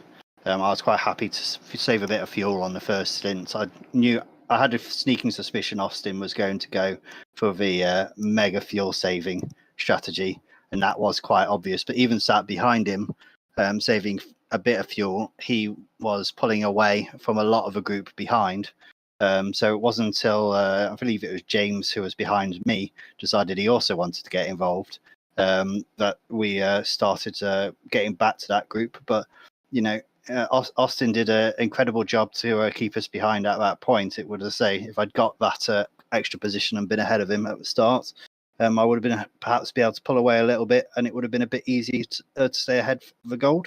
I still think Austin's strategy would have beaten me, but it wouldn't have impacted my particular division's race. Oh, indeed. And just coming on to that, being stuck behind Austin William Campbell, and for a long time, for the opening 15 laps, we saw this train going all the way from P3 back to P11. Eventually, it broke up a little bit, and then we saw the freeway battle between yourself, Joshua Pratt, and also Ryan Moles, and it ran all the way through the first and the second stint. How did you position yourself in that? Because we saw with you at the front of the group, you seemed to be at first trying to keep the gap around a second. Then Pratt got quite close. Ryan Moles was trying to get into the mix as well. They changed places. But you seem to be staying strong and trying to open that gap up a little bit more. Near the end of the stint, I decided, well, I'm going to try open it up a little bit. That seemed to work. I came out. Me and Josh managed to get an extra lap in. Over Ryan, so when we came out of the pits, I believe actually Josh potentially got ahead of Ryan after the pits, and Ryan got back again. But the aim was to try keep the car as light as possible and try to do a couple of fast laps on the in lap, and I think I did achieve that. And then I had a decent sort of outing. I don't think some of the traffic went my way after that particular pit stop, but that's the thing with these long races. Everyone has to deal with that traffic. Oh, most definitely. And whilst the traffic did not fall your way, coming out into that second stint, we saw how close Joshua Pratt was behind you coming out the pit lane, literally riding your bumper. At that point, were you more focused on Pratt being immediately behind you or the prospect of Ryan Moles coming up the inside of you into turn two? I have to ask, it was so tense on the broadcast. Um, I trust both drivers not to have killed me, and both of them did me proud on that one. I did know it was going to be relatively tight. I did think me and Josh would have a position on Ryan. I didn't realise it was going to be quite as close, but I think when we came out, I think it was more risky for Josh than it was for me. But you know, I actually thought as Josh potentially slightly underfueled the car to jump me here in the pits, because I was debating having a slightly slower, quicker stop on that first stop, knowing I would be stopping again to see if I could get a bit of a gap. But you know, I then would have been stationary longer on the next pit, so it swings both ways. Oh, most definitely. And speaking of battles swinging both ways, of course, we saw in the second stint a 15-lap battle pretty much for P2 at the time between Pratt and what was Moles. And you seem to be able to break away and open the gap up for 3 seconds. In that scenario, we saw how you'd back them up together and they really started to go two for now. Did you think at that point, right, this is the gap I need to be able to win this race? Or was it just, forget about them, I'm just going to keep pushing? No, when I saw they were fighting, I did decide, look, I need to put in some really good laps here. Not save any fuel, see if we can open the gap so that whoever ends up behind me hasn't got the slip. I was, as I say, quite successful on that, and unfortunately, if it wasn't due to that slowdown, I definitely think I would have been held to hold Ryan off until the end. Oh, indeed. And coming on to that final stint and that slowdown, just take us through from your perspective. Of course, both of you have run the cars for so long at a circuit, which, as you were saying earlier, is so physically demanding over the course of 90 minutes. What stops you from making that critical error? Of course, that slowdown in the end came to spite you right at the most critical point, but we saw how flawless your lines were all the way up to that point. Yeah, it's I put quite a bit of practice to know exactly where the slowdowns are there. Um, the penalties at this track are incredibly harsh. So, you know, it's a case of speed versus risk. And at this point, I needed to take that risk. I needed to be getting those lines time in, time out. I did get quite close a couple of times, especially on the slow left-hander through that section. But you know, it's it's one where I had to practice quite a bit. It took me quite a few laps to get used to this track. It's a fun and entertaining track, just perhaps not the best endurance track because it's very tiring. And Oh, that's perhaps what it added to my error, was I was just getting a bit tired at that point. oh, indeed. It seemed as though everybody was being worn down. I can understand it from your perspective. But on the brighter side, given your second place today, still 20 points because of the bonus points being added to your tally, you go into the penultimate round with a 3-point advantage over Joshua Pratt. And with Martin Tillian finishing quite low down the order today, he sits a further, what is 11 points behind. How are you feeling going into the final 2 rounds as championship leader in the gold class? Well, I've not done any laps around Indy on iRacing. I have done quite a few in ACC, but it's a different track layout, so I will need to get used to that. And Red Bull Ring is one of my favourite tracks, so I'm wanting to win there, regardless of if I need it for the championship or not. I will be looking for the win at Red Bull Ring. Oh, I love the attitude. I love the motivation, and we look forward to seeing you take on Indianapolis in a week's time. But just before we do let you go, Alex, is there anybody you'd like to give a shout out or a thank you to on the broadcast this evening? So once again, I would like to thank the organisers for doing a spectacular job, as well as the stewards for using their time to engage in this as well. Thank you very much to yourself for the broadcast, and thank you very much to all the other drivers for racing with us. Well, Alex, there's very kind words from yourself. But with that, congratulations on the second place today, and we look forward to seeing you out on circuit in a week's time. Thank you very much. All the best. So hearing there from Alex Hill from Tiki Sim Sport, the number 276 driver in the end being pipped to the post in terms of the win in what was the gold class versus Ryan Moles, but it coming down to a slowdown in the end. That was the delta, one tiny error which cost him that potential prospect. As you heard there, he felt as though he could hold off Ryan Moles all the way to the finish, but it was a mistake. And what did we say right at the start? That sometimes it's about goading your opponent into a mistake, and that can make the difference. But with Alex Hill leading the gold championship only by 3 points, but 3 points is more than none, it could be all the difference now, given the fact we've only got 2 rounds to go.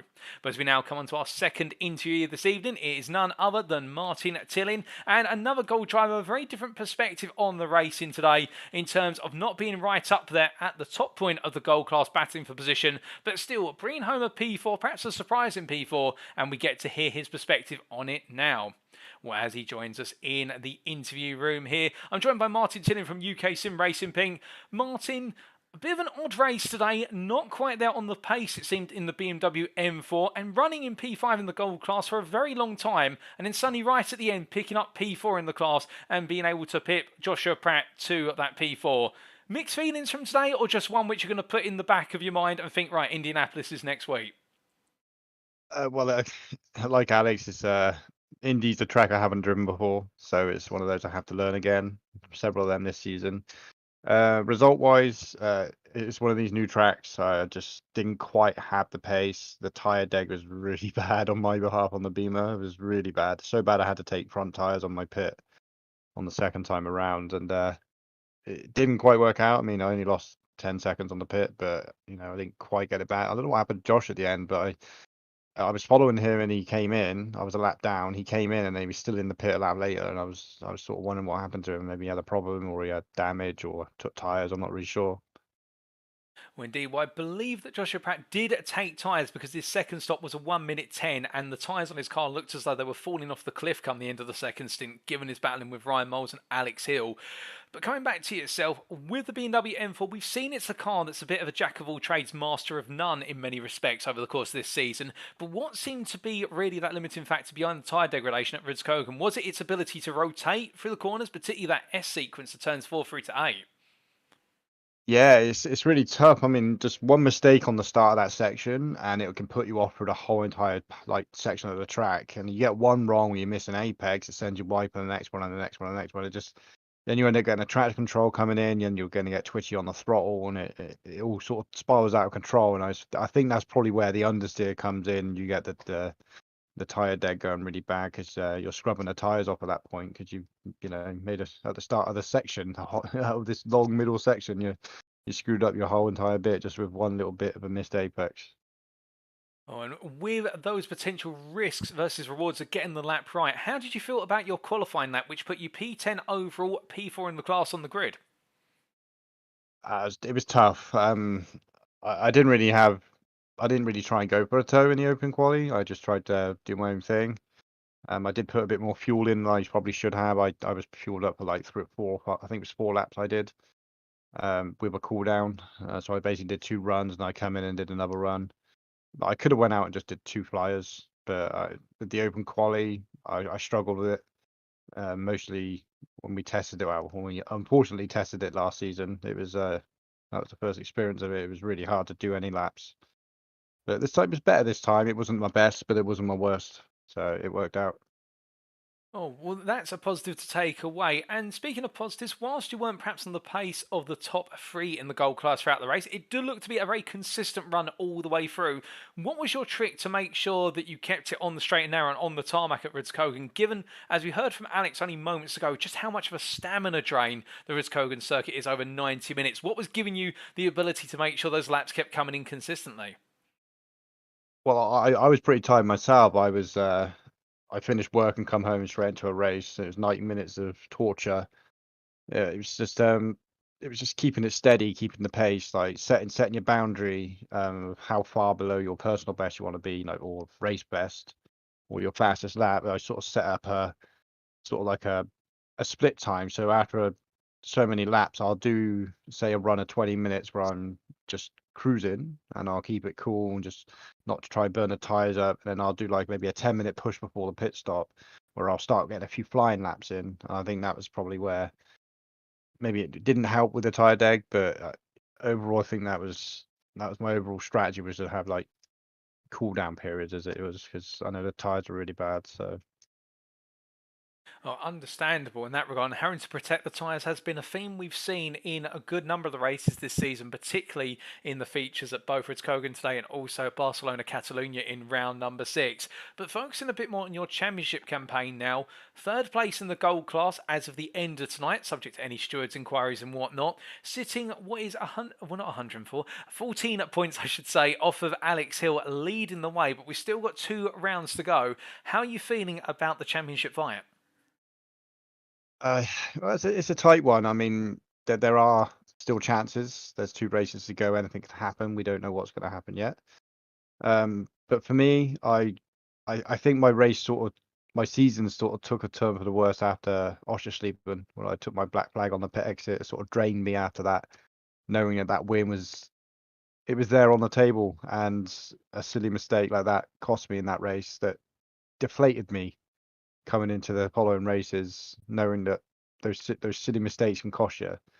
And I think that was a turning point where my luck sort of ran out as it is, and from there it's chasing the pack. So we'll push as hard as we can for these last 2 races. Red Bull Ring is one of my favourites, and sorry Alex, but you're not going to win. I'm going to push for you. So hopefully it'll be a hard fight at that last race, because I want it just as much as you. So we'll see how it goes. Oh, that's absolutely brilliant to hear. And your thoughts on Indianapolis quickly? It's going to be tough. I don't know how many people know it. It's going to be it's only, I think it's a sprint. It's not a feature, so it's going to be pushed to the end. Mistakes will cost dear. Like I said, I haven't raced this track yet, so we'll see how it goes, and hopefully I don't kill anyone. Well, we do look forward to you taking on the Indianapolis circuit in a week's time, Martin. But just before we do let you go, is there anybody you'd like to give a shout out to or a thank you to on the broadcast this evening? Yeah, I hope Nathan's watching. He was behind me for most of that race. He kept it clean. He didn't push. He didn't try to get past. I'm assuming he was fuel saving. So thanks, Nathan. You didn't kill me. And yeah, UKSimRacing putting on a great show. Yourself were a wonderful stream as usual. And hopefully we can all live long and prosper when it comes to the sim racing next season as well. Oh, well, very well said words there, Martin. I'm sure we will continue to live long and prosper, particularly at UKSimRacing 2023. But, well, hopefully your championship campaign will continue to live long and prosper as well, with 2 rounds to go. We'll look forward to seeing you take on the circuit in a week's time. But until then, thank you for joining us in the interview room, and have a lovely evening. I do hope so. Let's all have fun. Let's crack on and have a good one. All the best.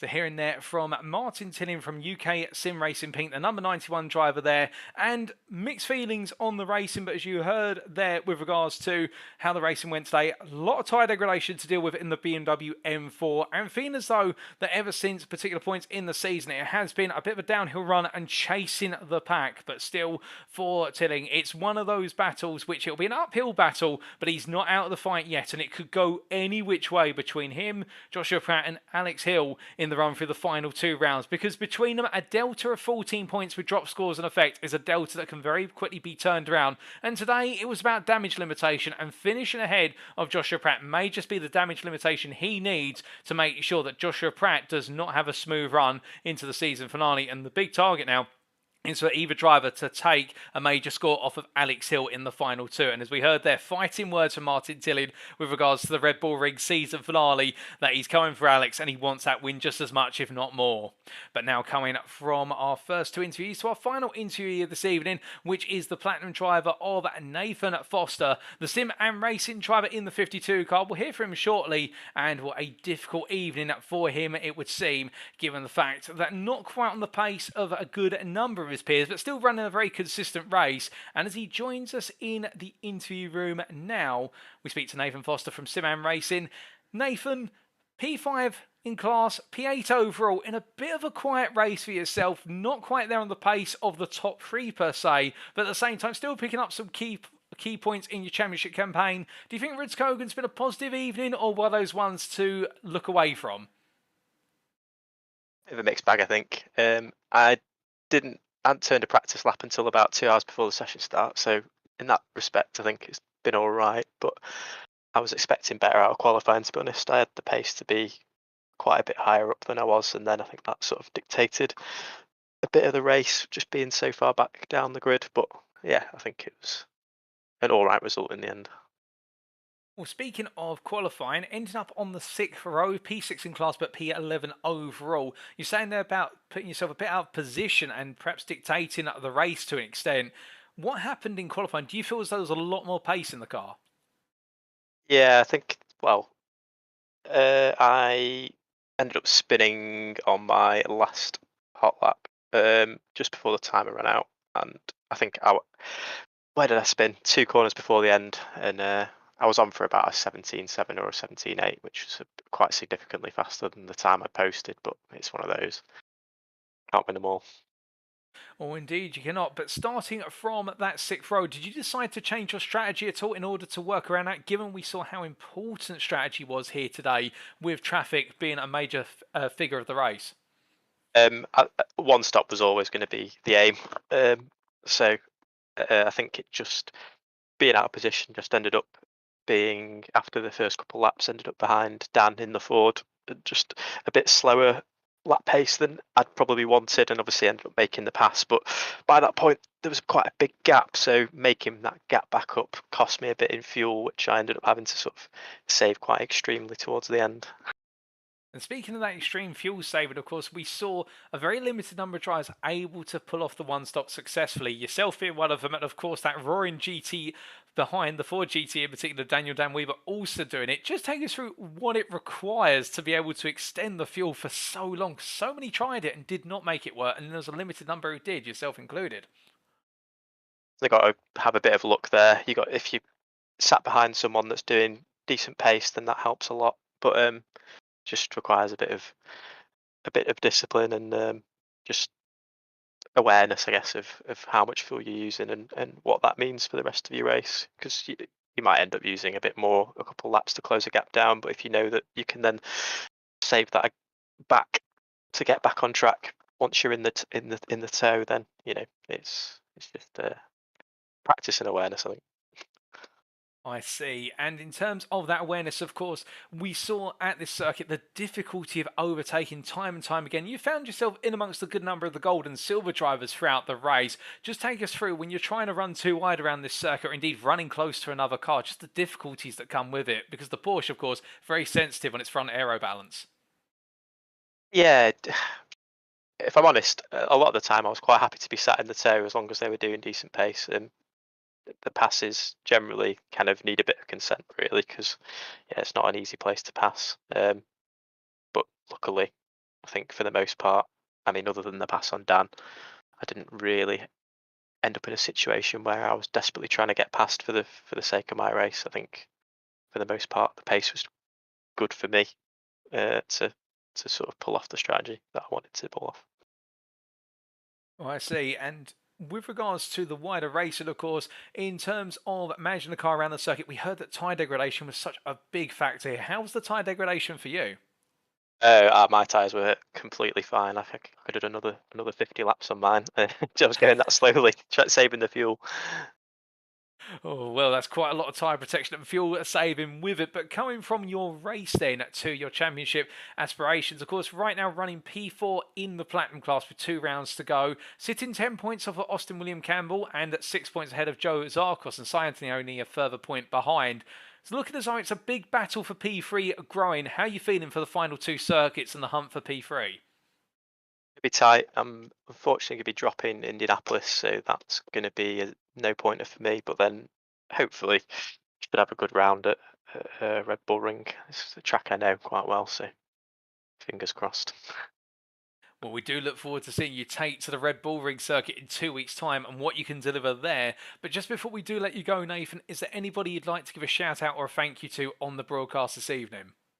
Shout out to the SimRacing guys for putting up with me this season, and also to Martin for being a useful tool in my fuel saving quest today.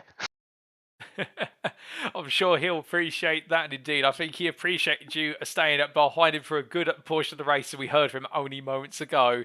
But with that, Nathan, thank you for joining us in the interview room. As always, have a lovely evening, and we'll see you on circuit in 2 weeks' time. Cheers, Paul. All the best. So hearing there from Nathan Foster for Sim and Racing in a difficult race for him today, and as we heard there, only able to really start putting his practice laps in a couple of hours before going racing, and then so in qualifying not quite able to hook up the lap that he potentially felt would have delivered him the justice on the grid. And that 17.8, to put it in context where it would have placed him, it would have moved him from what would have been P11 overall on the grid up to effectively in the region of P5, P6, P7, which would have put him right in amongst his platinum peers. So for the Sim and Racing driver, not the way he wanted it to play out, and indeed the compromise in qualifying perhaps compromised his race, as he mentioned, and then it became a one-stop strategy which was all about managing the fuel. But we saw there the very mixed fortunes of our one-stoppers, where some were able to really make it work, such as Austin William Campbell, and others not quite successful, such as Daniel Dan Weaver, for example, albeit it did work from the end through other circumstances, and Nathan Foster also then having to settle for what would be a P5 in class, a P8 overall. But still, strong result, and we're expecting plenty for him in the season finale. But with that, ladies and gentlemen, those are our 3 interviews for this evening, and now we come on to an update on the championship standings. Well, of course, just to give you a little bit of housekeeping, these standings are provisional, subject to stewards' inquiries, and also you can see that the scores in red reflect the drop scores for each driver. And as we start off with the overall standings in the Drivers' Championship for the top 20, where this is all the classes merged together into the overall competition, we can see that Jonathan Hitchen continues to lead the way, albeit in a margin that has been slightly cut by Daniel Thomas there, now down to 20 points. Hitchen looks to be in control of the overall championship, but then again, Daniel Thomas today picking up that win may just start to send a brief shockwave towards the Symphony Esports White Garage, and if he continues this in the last 2 rounds, could he potentially steal away the championship crown overall right at the finish? Austin William Campbell there leads the remainder of the field effectively with that 26-point gap in P3, and it's the chase to beyond to be the number 1 contender for P3, and he has an advantage of 8 points over Joe Zarkos, who was not in attendance today and has not attended for the last 4 rounds, so I suspect those are going to be drop scores, and then he'll be back for the last 2 rounds. If so, we look forward to seeing the privateer on circuit, as otherwise Joshua Pratt may just find himself jumping up into the top 4 right towards the end, albeit on 64 points in P5, only ahead of Damien Lovett based on result countback, and there the Symphony Esports White driver in P6, not in attendance today. You can imagine he'll be coming back strong at Indianapolis in a week's time. Stephen Masters, the silver driver in P7 there, continues to rise, now into that P7 position, 6 clear of Alex Hill in P8 there, and the gold driver there for Tiki Simsport, 1 point clear, and Nathan Foster with James Ackland completing the overall top 10, and then best of the rest there is Cy Anstey in P11 with an advantage of 6 points growing over Callum Reed-Garton, with Callum Reed-Garton not in attendance for the last few rounds. Martin Tillin has moved up to P13 ahead of Ryan Moles, albeit Ryan Moles' score there now putting him on that P14 position, and he is continuing to build that championship momentum, and he is joined on 30 points with Richard Yep in 15th, with then Carl McGuire, Austin Gretorix, Christian Zaruta, Peter Cox and Dominic Roberts completing that top 20.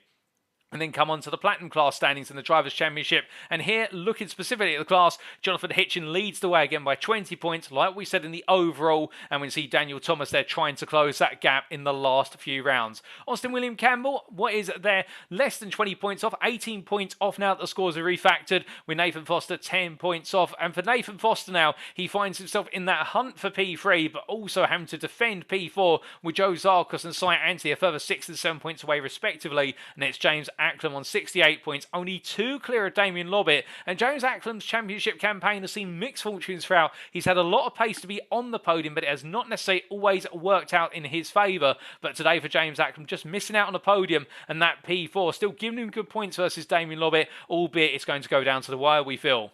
Carl McGuire in P9 62 points, 20 clear of Callum Reed-Garton, who completes the top 10, and Carl McGuire at circuits which have not been to the Mercedes forte. He's now having to really push hard, and we've got 2 circuits coming up which may favour the Mercedes, particularly the Red Bull Ring in the season finale, and also Indianapolis will be a more mixed nature of characteristics which may lean towards the Mercedes strengths on the straights. But Callum Reed-Garton in P10, and then best of the rest there in P11, Richard Yep, ahead of Austin Gretorix, Christian Zaruta, Darren Orkett and Dominic Roberts completing the top 15, and then Sam Congreve, Jacko Taylor, Paul Busby, Gareth Higgins, Oliver Fennell and Max Vertwengler completing the Platinum class.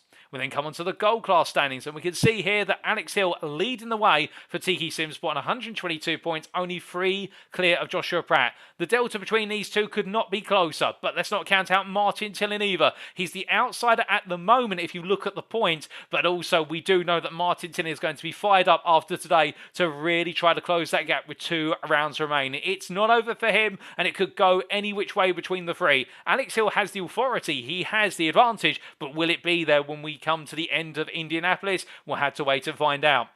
Then Sam Sherwood in P4 on 72 points, only 5 clear of Ryan Moles, who is continuing to build that championship momentum and hunting down that P4 in the championship. 1 point ahead of John Eddowes, who was not in attendance tonight for Tiki Simsport Tower, and he'll be looking to take the fight to the BWT Motorsport pair as of the next round, with Peter Cox there in P7 ahead of Patrick Falconer, Stuart Brown, Daniel Danweaver, who complete the top 10, and then Shane Abbott, who is best of the rest, 2 points clear of Ollie Pimley, with Brandon Hayden on 32 points, Joe Newman on 30, Chris Hitchen there in 15th on 28, and then Joe Amos, Billy Mann and John Watt complete the gold standings. We then come on to the silver class, and we can see here Stephen Masters continues to build that advantage, now 43 points clear of Matthew Whitefoot. Matthew Whitefoot not in attendance today, and therefore not putting any more points on the board, but thankfully for him, David Larson having that difficult race as well, and therefore not gaining any ground, still 2 points behind, with Colin Patterson a further 9 points off of the 2, and we can see that Colin Patterson right now under threat from Chris Eddersford, who is closing the gap rapidly, 1 point off now between the two of them, and Mark Collicott only a further point behind. And that battle for P4, it could find its way developing into an extended battle for P3, but it is very close in the battle for P4 between the trio of what is Patterson, Eddersford and Collicott, and we look forward to seeing how that evolves in the penultimate round. Jeff Griffiths then moves up to 80 points in P7 with a great result today, and that puts him in contention as well to fight for a top 5, with Tyson Melender there on 74 points, an outsider for the hunt for the top 5, but let's not count him out, with Casper Brotner and Jeremy Gran completing the top 10. And then outside the top 10, best rest is Rob Armstrong, ahead of Sean Cranley Swash, Murray Luca, Ryan Williams, Paul Davey, Matthew Morris, Colin Owens and Aaron James completing the silver class. And as we come on to our final Drivers' Championship class standings, we see here in the bronze class, Mark Johnson continues to lead, but only by a point, being absent today. But do keep in mind that Mark Johnson has a lot of scores to play with here in terms of drop scores versus Darren Sharples and Daniel Pays, with Darren Sharples now only a point behind Daniel Pays in P3 and not having the run of luck he would like at the moment, but still 2 rounds to go. Do not count him out. He will be looking to bounce back as much as he can now with 2 rounds on the clock. James Connolly there up onto 104 points from another strong performance, and he moves further and further clear of Reggie Greenfield in P5, with Sean Clark, Ryan Gonzalez, Richard Baxter, Matty Wild and Matt Edmondson completing the top 10. Best of the rest is Thomas Barjack, with Stephen Cox, James Chapman, Ashley Coverdale and Andrew Murray, all 5 drivers there not putting points on the board, and they're outside the top 10 and complete the bronze standings. But last but not least, we must come to our team standings, and we can see here after a result from today, Symphony Esports White not added any more points to their tally. It's a drop score from today, with BWT Motorsport bringing that gap down now to 28 points, and this team's championship fight is not over yet. Symphony Esports White have got a lot of ground over BWT Motorsport.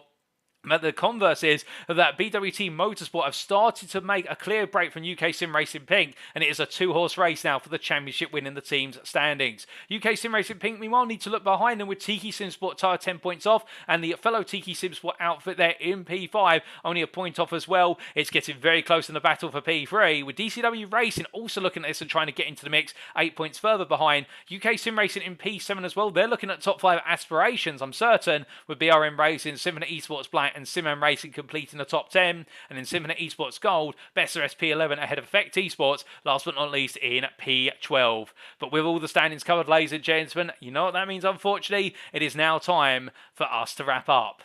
Thank you very much for watching, and if you have enjoyed the broadcast today and you want to know more about the UK sim racing community in terms of the series run and everything else in between, then why not head to our official website, which you saw earlier, of course, uksimracing.co.uk, for all the information on our latest series of standings and everything else in between. Alternatively, if you're more Twitter inclined, you can always go to our official Twitter, and that is twitter.com/UKSimRacing. Also, a big thank you to our affiliates, without whom we would not be able to continue to evolve as a community, and they include Swello Meta Sim Racing Coaching, the YouTube link available on screen, the #1 source for sim racing coaching on iRacing, a multi-series champion and official iRacing series, Race Anywhere as well, and Race Anywhere for the uninitiated.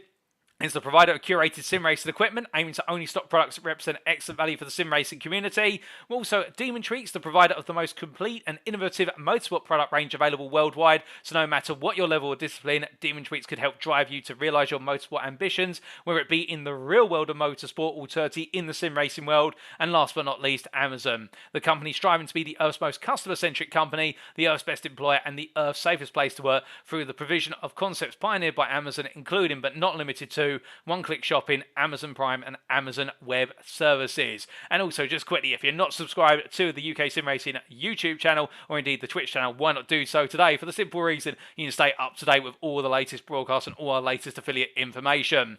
But looking ahead to next time now, ladies and gentlemen, penultimate round time. It's round number 11, and it will be at the Indianapolis Motor Speedway in the United States of America. The final sprint race round of the season. The racing will occur on Sunday, the 27th of November. We'll be bringing it to you as a post-round broadcast as if it were live on Monday, the 28th of November. And the big question now, who can make it count in the final sprint? It's all coming down to the wire, and who can come away with the big points, whether it be in the platinum, the gold, the silver, or the bronze class. It's all open to play and interpretation, and who will come away the strongest when it's all said and done. We'll find out then, but until then, thank you very much for tuning in. We've been UK Sim Racing. I've been your host and commentator, Paul TX141 Walsh, also known as Britain and Spit, depending on what media you follow me on. And until next time, remember to stay safe, stay well, stay smiling, have a great week of work ahead, and remember, most importantly, to stay on track. Good night.